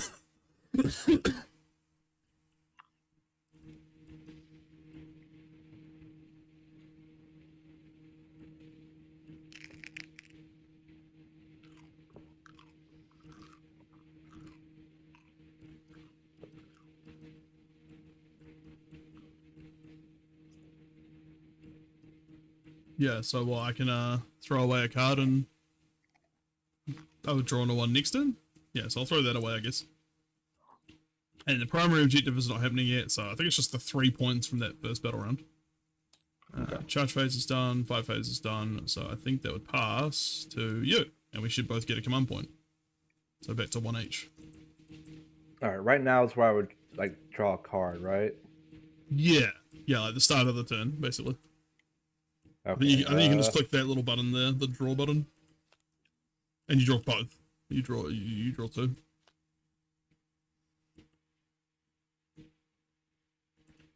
Okay. This is also your normal command phase after that. At the end of your opponent's turn, or at the end of the battle, whichever comes first, control one or more. Okay, can't do it first battle round, so it's about the other one. Secure no man's land. Okay, at the end of your turn, if you control 2 or more objective markers in no man's land, this secondary mission is achieved, and you score 5 victory 5 VR. I think it's meant to be VP. Looking at like the other card, I'm sure that's just a typo. Yeah. If at the end of your turn you only control 1 objective marked in no man's land, this secondary mission is still achieved, but in this instance you score 2 VP instead of 5 VP. All right, so if I just my goal is to control 2 or more objectives in no man's land. I forgot to do a thing that I did mention. Oh no, end of my opponent's turn. Never mind. Sorry, I'm jumping the gun. Ignore me. All right. So this one would get discarded, right? It's still the first battle round. Cannot be achieved during the first battle round. If you draw this card during the first battle round, yeah. So click the recycle button instead, not discard, because it gets shuffled. So that'll put it back in there, and you'll get a new one. There you go. Okay. When the secondary mission card is drawn, your opponent must select one objective marker in no man's land. At the end of turn, if you control that selected objective marker, you get 5 VP. All right. Cool. Pick one. I'm gonna pick this one. Come and take it. All right. So, I got nothing for my command phase. Movement. These boys are gonna deep strike in. Shocking. No. Why must you hate me? What? I can't believe they can move 108 inches. This is unfair. Games Workshop, please no. Make sure I'm not in. Oh yeah, sorry. A little bit further. There you go. You're good. Like a little bit. There you go. You're good. I don't like this deep striking background you've got. It's unfair and unjust. Here I am, driving around, being silly, cheating, and you have the audacity to play fairly and deep strike like you're meant to. Can you measure for me? Make sure I'm not in engagement. Engagement range will be like this, so you're good. I can't believe you. Why would she do this?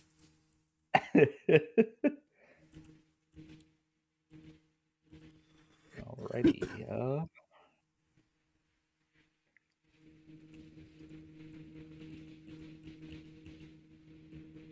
moving through. Yeah, that's all my movement. Alright. Oh. Shooting. I don't like the knuckle crack, that's ominous.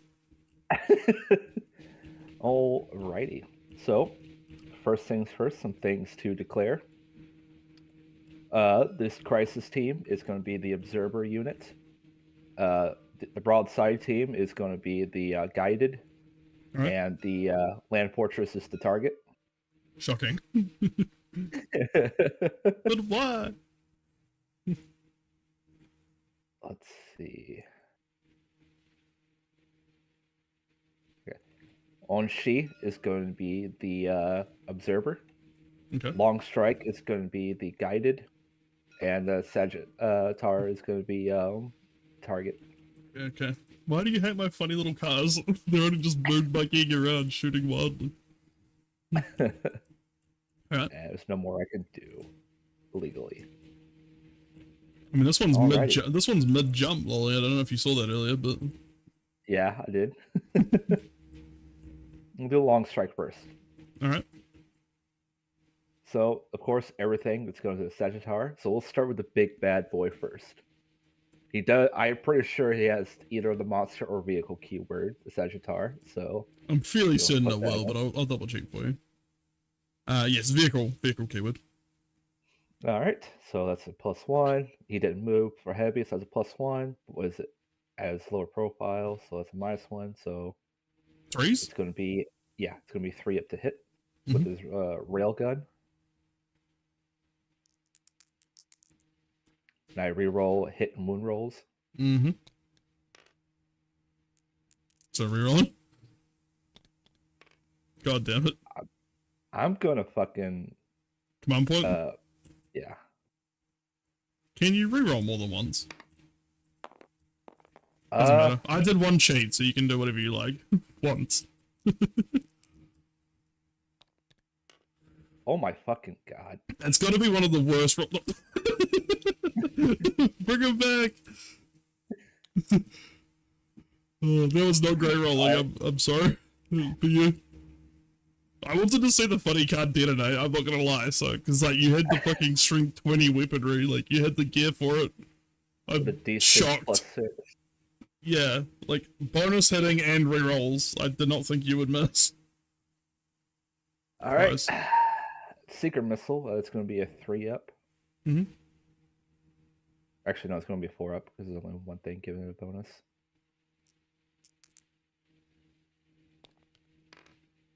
That hits. Strength 14, so 3s to win. Car is toughness 10. Wounds, AP 3. So I go to a 6 from a 3+. Or would that be no save? No, it'd be a 6, right? Yeah. It'd be no save unless he has an invuln save. Right? Oh yeah, -1 would be 4, -2 would be 5, and then -3 would be 6. No, it wouldn't be 6, because... Is it 6? Yeah, because AP3 would be, -1 would be 4, -2 would be 5, and then -3 would be 6. Yep, okay. I don't know where all this stuff was coming from, though. Like, the extra shit. You got me confused, damn it. I'm sorry. I'd fucked up anyway, so how much damage is that? Do 6 + 1. Oh no. Don't roll 6. That would be unfair. Oh, come on. That's 7. Okay, so it's 8, so it's on 1 wound.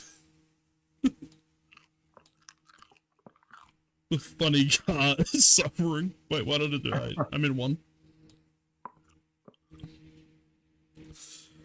You suffered 7, not 8. Oh, did I? Okay, so I've got 2 wounds left. Yeah. I don't know. We've lost. I've got too many special abilities. We've lost the ability to count, apparently. Alright, and then his ×2 accelerator burst cannons, so that's 8 coming our way. The Sagittal driver just going. There's like 1 billion bullets coming. Jesus Christ. Alright. Hitting on 4s. Do you mean wounding on 5s? Hitting on 4s. Oh, were you just doing quantity of dice just then? I thought you already rolled to hit for some unknown reason. I'm confused. No, I didn't. Okay, yeah, sorry. Oh, god damn it. Forgot. So, fucking reroll to hit and wound. Fucking forgot. Actually, I'll make sure that's just him or his other thing.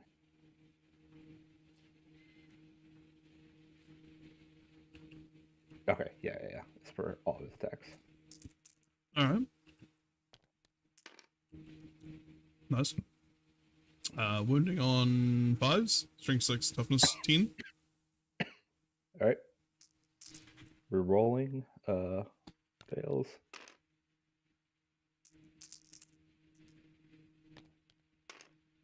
So 2 hit. 2 hits and AP 1 with the burst cannons? Yes. So 2 for 4 ups those.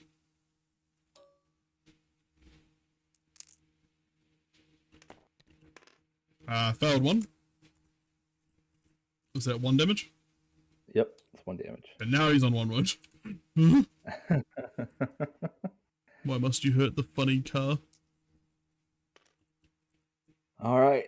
That was disappointing. Yeah, that was shocking with that railgun.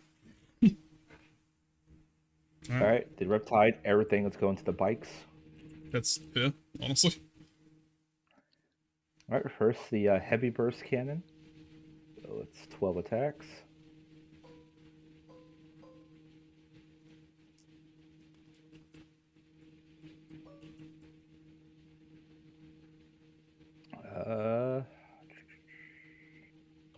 Do I use it now?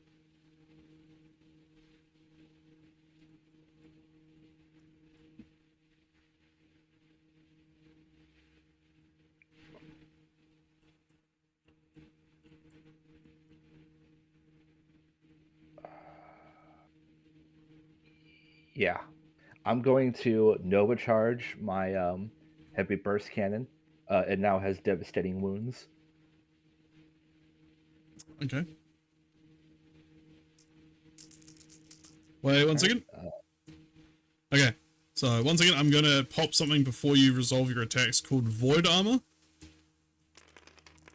So your opponent's shooting phase, just after an enemy unit has selected its target, which you have, one leaves the Votann unit that was selected as the target of the attacking unit's attacks. So until the end of the phase, each time an attack targets them, it's worse armor penetration by 1. Okay. And I'm just rolling to see if I get the command point back because of their little comms arrow, and they do. So that was a freebie. Nice. So yeah, your AP minus, your AP plus 1, I guess. Yeah, so it's just no AP hitting you now. Okay. So, all right, 4 ups to hit. 6. Okay, so.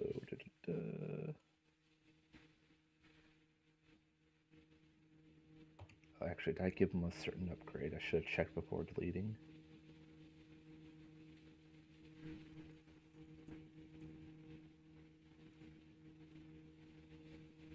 No, he doesn't have that. Okay. All right. Is strength 4? 6. That's or 6 rather. Yeah, so 4's to wound because I'm toughness 6.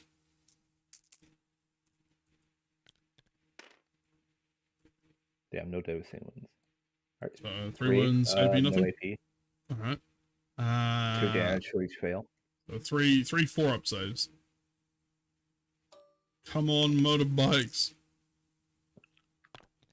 They made all 3. I'm sorry. All right. Missile pods? Times 2. Yep, times 2 missile pods. Would it be 4 attacks? Yep. Because it is 2 times, not just a twin gun. Yeah. Yeah, I kind of wish Yellow Scribe had made that like more distinctive, because that trips me up every time.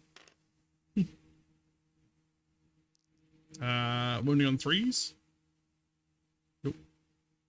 All right, now the fucking fusion blaster, 1 attack. And you're definitely in range of the melter ability, so it'll be extra 2 damage. All right, hits. 3's to wound. Wounds. AP 4. I have no invulnerable save, so I'm pretty sure I don't get a save. So just roll your d6 plus 2. I mean, that's just 1 dead unit then. Is it? Because how much wounds do they have?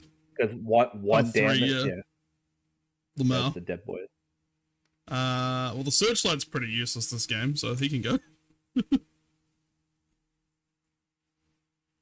All right. And that's the Riptide's turn. All right. Just looking disappointingly.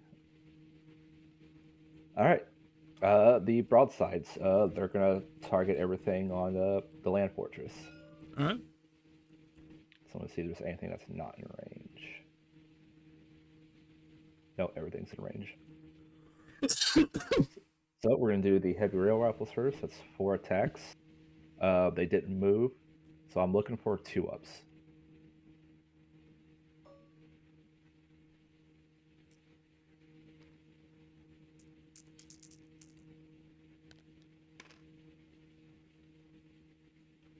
Okay.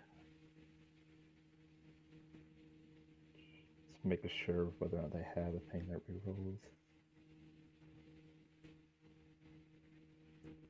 They do not. Okay. Alright, it is strength 12.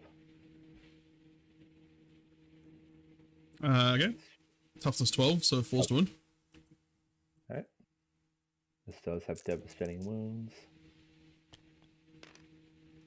Full wound. Yep, it is AP 4. AP 4, I don't think I'll be getting a save. Oh no, I do. I get a 6-up save. So 3 6-ups coming right up. Lamau. None of them made it. Alright. So that's 3d6 plus 1 each. So already 3 damage from the get-go. Yep. Do you want to roll your 3d6s then? So, what's that? 11, 13 plus 3? 3. So that's 16. That's all its health. The funny car! Deadly demise. Yeah. So how does that work? If I roll a 1, it's bad, right? I don't know. Okay, I rolled a 2, so that's probably good, because I don't think it's a 6 or a 1. I believe it's 6. It's one of the two. Yeah. Yeah, so no explosion, but it's dead. Just checking now how it works.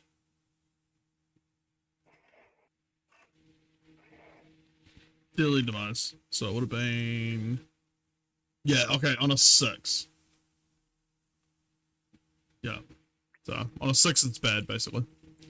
But the Hecaton Land Fortress is dead, which is sad, because that was on full health. He's beautiful. Alright. The broadside, that's the broadside, the crisis team. We're going to target, The Sagittor? hold on. Just checking something. Sagittor is probably how it's meant to be pronounced. Oh, bastard. Alright. So, the Fusion Blaster and the Plasma Rifles will go against the Sagittar. Alright. And,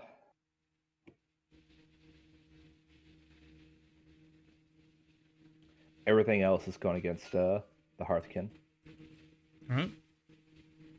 So we'll do the big stuff first. First, the Fusion Blaster. So I'm looking for 2 4-ups. Just at a range of the Melter too, unfortunately. Yeah.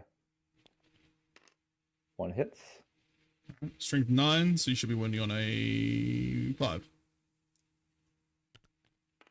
Nope. Now the Plasma Rifles. Both hit. And these are still on the Sagittor, or are these on the other dudes? Yeah. Sagittar. Strength 8. Alright, so still on 5s to win. 1 hits. Is AP 3. Okay, so that'll be 6 up save. Yep. A failure is 3 damage. That is 3 damage. So go down to 6 wins. My cars are not looking good. They did their job. The burst cannon. Mm-hmm. So it's going to be 8 attacks against the Hearthkin.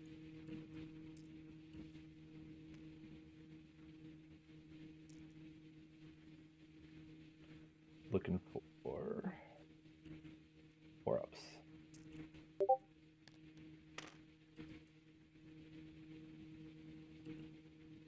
Cool. Yeah, toughness 5. Strength 5, so 4-ups. Force to wound. 2 make it. To make it? Okay, and what are they, AP? No AP. No AP. So I get 2 4-up saves. And then I think I have a Feel No Pain as well. Yeah, I do. I've got a 6-up Feel No Pain. So, both saved anyway. Yeah, so I've got a meta pack, so models in the bearers unit have the Feel No Pain 6 possibility. And the squad also has a 4-up invulnerable save from having a Weave Field Crest Oh, sorry, no, it's just the sergeant. Never mind. Okay. Yeah. 4 twin pulse carbines coming at you. All right. I don't know why you'd be so mean to the Hearthkin. They've done nothing except chill. Looking for 5-ups. 1 hits.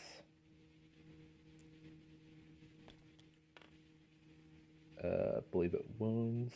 Should have it strength 5. Yeah. Yeah, strength 5. Yep. Any AP? No AP. 4 up save. Made it. All right. My little fellows are safe-ish.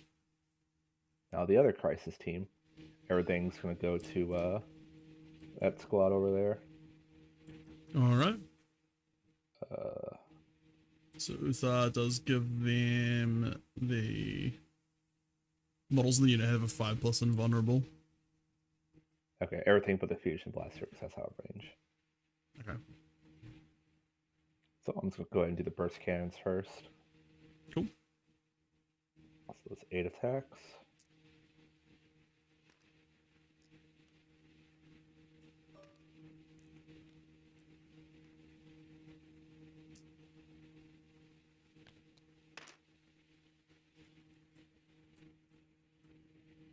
Alright, what's their toughness? Yeah, what's your strength? 5. Okay, so it'd be 5s to wound then. No, wait, 5s, you're low. Yeah, sorry, you're low, so 5s. Alright, 1 gets through. Alright, No AP. they have a 2 up save. They are fine. Alright, now the plasma rifles. Alright. Nope. And now the pulse carbines. It's 4.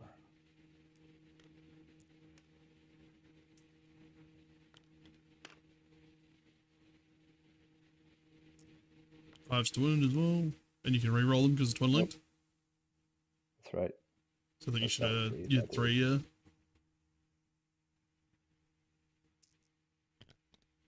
Oops. That's fine. You can have 2 if you like. Okay. Just because I did cheat a little bit earlier in the game with my transport capacity, so I'm going to give you some leniency. Right, 2, no AP. OP. Okay, so 2 observes. 1 failed, and I don't think I have a feel no pain in the squad. I do not, unless my character gives one, which I don't think he does. I'm just checking. No. Okay, so one of them has taken a wound. This guy. Okay. It's my shooting phase. Charge phase. Unshi is going to charge into the Hearthkin squad. Yeah, why not? I'll Overwatch. So when your opponent moves into charge phase after you start sorting into charge mode, 20 branches, eligible, your unit can shoot the enemy unit as if you're shooting phase, till the end of the phase. Unmodified rolls of 6 are required to score a hit. Okay, so yeah, the Hearthkin are going to shoot at him while you're charging me. So starting with the Magna Rail rifle, 1 shot, hitting on 6s. Did not hit. The other special weapon, which would be the High-Las auto rifle. So it's 3 attacks, but it's rapid fire 3. So that'd be 6 attacks. Hitting on 6s. Jesus, that's a lot of 5s. Not that it matters. And then the ion pistol, so 1 attack hitting on a 6. From the Thane. Nope, missed. So that should leave then 7 of the other rifles. Yeah, so 7 ion blaster shots. 6, 7. Hitting on 6s. No hits. Fucking hell, that was terrible Overwatch. That's right. Alright, make your charge roll. I wonder if you'll get in. Wow. Yeah, I make it. Okay. I have 11 to work with. Okay. These guys are battle line, I will say, so they do have quite a lot of OC. If that was the plan. Unless he has a special ability that like overrides it or something. Nah, he's not attached to a squad. So Ah, no. okay. Teleports behind you. Nothing personnel, Halfkin. Alright, that's all it's going to be charging. Okay, so I do go first. You do indeed. Bushi, I'm going to choose which weapon, which special for his weapon. Can't believe we're seeing Tau melee. This is outrageous behavior. Can you move your cursor real quick? It's Oh, blocking. sorry. Yeah, all good. Alrighty. I can either give him precision, devastating wounds, or sustain hits too. I'm gonna give him sustain hits too.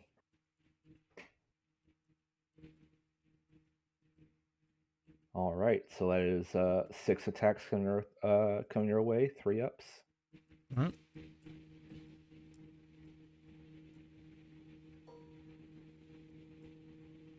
All right, and every 6 is 2 additional hits. All right. No additional hits. I fucking cry. Actually, let me make sure he's able to, if he has anything to reroll. He does not. Okay. String 5, I think. So I think you're wounding on 4s. Yep. Jesus Christ.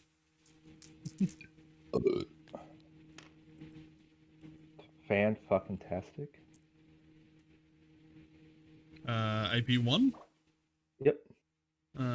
So normally a 4 goes up to a 5-up save. So 5-up save with a 6-up gun open. This is the MIDI pick. Does not save it, and then I'll just make sure the MIDI pick does apply to melee. Oh, yep, just feel no pain 6 up. Alright, that's 2 damage. Does not survive. So one of those boys is dead.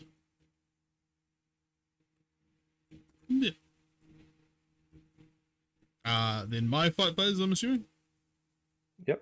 So I'm gonna do a pile-in. Came to the wrong Dwarf Underhold.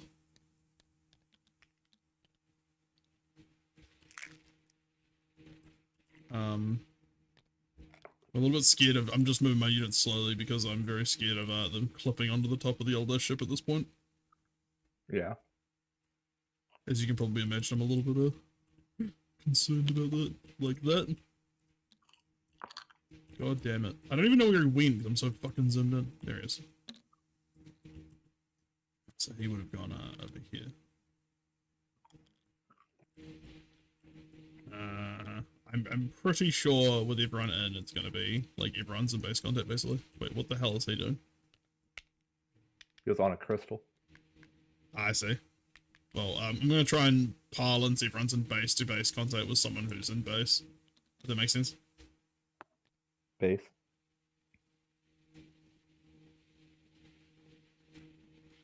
So he'll go here, and then he'll go like here. So they'll all be able to fight basically. All right. So I've lost one guy. So we'll start with the standard warriors. So That's everyone to lose a model in melee against Tau. Absolutely shameful. So everyone has a close combat weapon. So everyone gets 1 attack minus the Thane and minus the guy who died. So that should be 8 attacks hitting on 4s.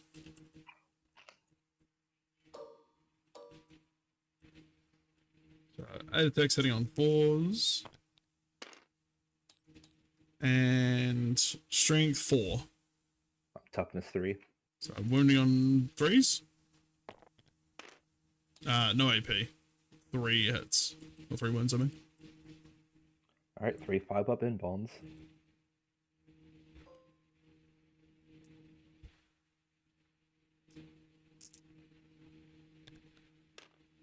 So 2 hit. 2 damage. Try to squeeze my camera in here. There we go. Alright. And then the Thane, he has a kin melee weapon, I believe. Because I don't know why, but Battle Scribe did not give him the rifle I asked for. It just says he has a close combat weapon. Okay, maybe he doesn't. Why is his gear like all fucked up? Close combat weapon, bolt pistol, and I guess it just replaced his bolt pistol with the iron pistol? Thane's iron bolter. Ah, okay, so he does have an arm blaster that can be replaced with one kin melee weapon. Weird. Okay, so so Yellow Scribe just didn't record the fact that he does have a rifle. Okay, so I'll remember that for next time. So, yeah, sorry, one more attack coming in with the same profile. I did not give him a melee weapon. Okay. So it's still just his little knife. So, hitting on 4s, wounding on 3s. Did not wound, doesn't matter. Sweet. So that's the end of your turn, I guess? So, end of your turn before we move on to my next turn, or battle round 2. I'm going to use their special ability. So they're not in engagement range, we know that because they didn't fight in close combat. And I am within 6 inches of the board edge. So... would anyone does it say anything about people blocking path? No, I don't think so. Actually, I might not be within 6 inches of the board edge anymore. Because the other guy died. I think I'm just out now. Damn, can't do that. Fuck you, Riptide. Fuck you. Alright, so I get 2 points. Right? No, that's not yet. It's not yet. You would have got in your turn if you control that, you would have got a 5 VP, which you do not. In your turn, you control 2 or more junior markers in no man's land. You do not. So no points for me. Yeah, and then the main objective is like applicable now, basically. At the end of each player's command phase. Okay, so my command phase. Am I doing anything crazy in the command phase? I do have to do. This is when you have to do battle shock, isn't it? Yes. So you get a CP, resolve any other rules that occur in the command phase, which would be like, what are they called? Like stratagems that are applicable and stuff like that. I don't think. Oh wait, I haven't destroyed any units yet, have I? Of yours, so that wouldn't be applicable at all.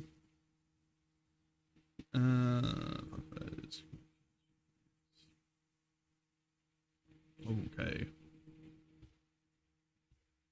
Oh, okay. Once per battle, in the command phase, this lad over here, Uther the Destined, can select one model from my army with this ability, which is him, and select one enemy unit that is visible to him, and that enemy gets a judgment token. I'm going to select... The smart option would be the crisis suits, because they're going to stick around longer and they're going to be a problem. But I really don't like Long Strike, and so I'm going to pick a judgment token and put it on him, I think. Think or will? I have. And then Battle Shock. So below half strength. Below half strength is... Oh shit, yeah. Fuck, let me do it for Long Strike real quick. I just realized. Do you have to because it was your turn, or? Oh, your command phase last turn, right? Yeah. He's fine. Okay, so below half strength is if it's less than half its wounds characteristic, isn't it? So it'd have to be the Sagittar. The other Sagittar's fine. I think everyone else is fine, also. I think it's just the Sagittar. Yeah. So what is it? Just roll 2d6 and have to get higher than my leadership? Correct. That's 7. I think I might just be okay. Yeah. Yeah. I mean, matches are successes, so I would say yeah. Yeah. All right. And okay, that's the end of my command phase.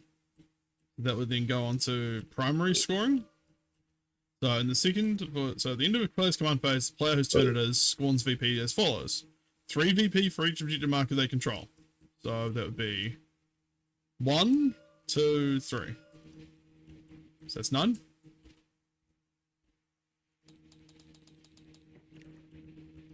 Then, so Dozer, yeah. is that right with you? I'm gonna concede. There ain't no way I'm catching up in points after that. Are you sure? Yeah, I think you have a pretty good chance of clearing out a lot of my units, though. And remember, these guys are only moving 5 now, and I'm pretty sure this thing's gonna die soon. This thing's gonna die soon. Yeah, the thing is, you. like, I don't think I'll be able to tail you. Quickly enough. And yeah, yeah. I'm not going to be able to table you quick enough to have the points be irrelevant. I feel like the results would have been pretty similar anyway, so even if I hadn't had the fucking transport capacity problem, because it actually would have probably made things even worse for you, because I would have left 5 of each squad back, like, here and here, so the crisis teams wouldn't be coming in where they are. Yeah. So I would have still held this objective and would have kept that secondary. That would have potentially...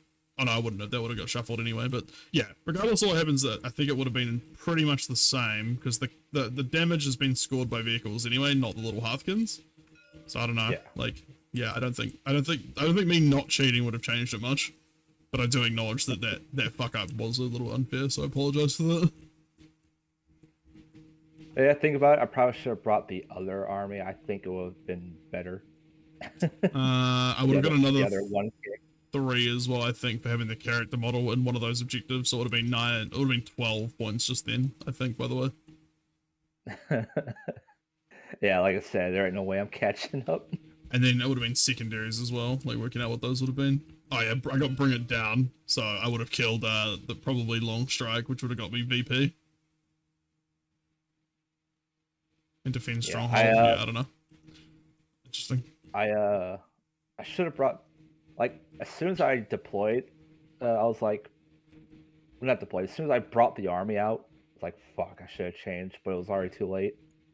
Yeah, we'll write that up as kind of like a fucky game, because we got a bit confused about which amount of points we were meant to be bringing. Like, I thought 1k, you thought 2k. We probably could have just clarified with each other. So I apologize for that as well. And then the second thing was, yeah, I definitely played these guys wrong at the start of the game. And I knew that, because I was meant to play, I built the list around having one of these Sagittars just operate independently and not be a transport. Because annoyingly, these only have a capacity of 6, but then these have a really weird command squad rule where you're allowed to still embark in them. So split across 2 of them, I could have had the whole squad transported, but not both squads of 10. So yeah, I was a bit fucky-wucky. You would argue that what was holding each objective would be a lot less because of that. Although, to be fair, this objective was legal, and this objective would still be held by a Sagittar and 5 of the dudes. And then these guys aren't holding an objective anyway, so it's kind of irrelevant. So, I don't know. A lot of zoomy shit, too, with this list, so... Even without that, like, I was still probably going to be able to get to there pretty quickly with the bikes, which was legal. Because Scout 9 plus, again, 12-inch move. They were getting there pretty quickly. Yeah, I think we'll just call that a weird game, as it had some fuck-ups. So I wouldn't feel bad about that one. Okay. Good game though, it's always fun, and I definitely enjoyed learning a new army, even if I was a bit shit at it, so apologies. God, I was so ready for the 2K army too. I did some studying. Okay, well going forward, let's use tactical objectives, because I think they're a bit more fun than the plain game we played last time. Yeah. And then we should do 2K points going forward, because I think Uno wants to as well. Okay. And then if we play with green, we can maybe do 1,000 points just because he hasn't played 10th yet. Unless he wants to do 2K. Yeah. This is the army. I was like, fuck, I should have brought them as soon as I placed them.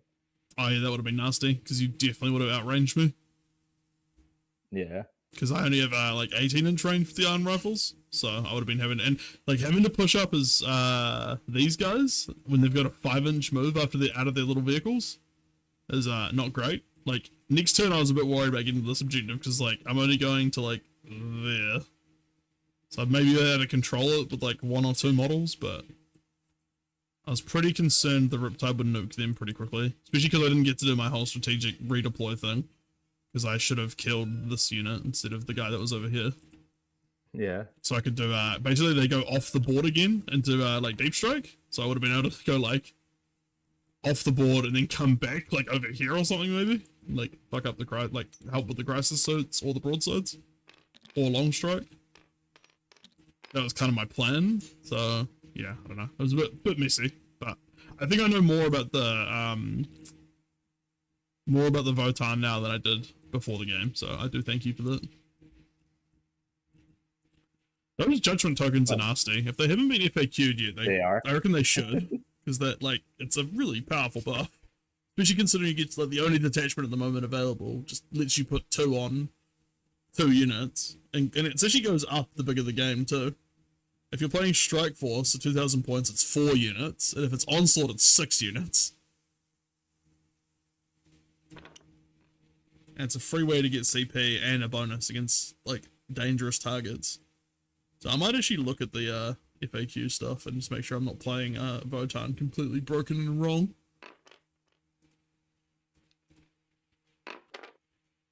Oh my god. It's alive, the ship's back. Did you have fun anyway? Like, despite it being... No? Yeah, I'll be honest, I didn't, because I was like, fuck. I already realized I brought my kind of scuffed army. Yeah. Well, apologies, but yeah. And I hope you enjoyed the stream anyway. It was interesting, but I definitely fucked up a few things, and generally there was a few things that were not up to the same standard we normally have. So yeah. Yeah. Next time, hopefully the game will be normal, and I hopefully know what I'm doing next time. Alright, well, hope you enjoyed anyway. Bye.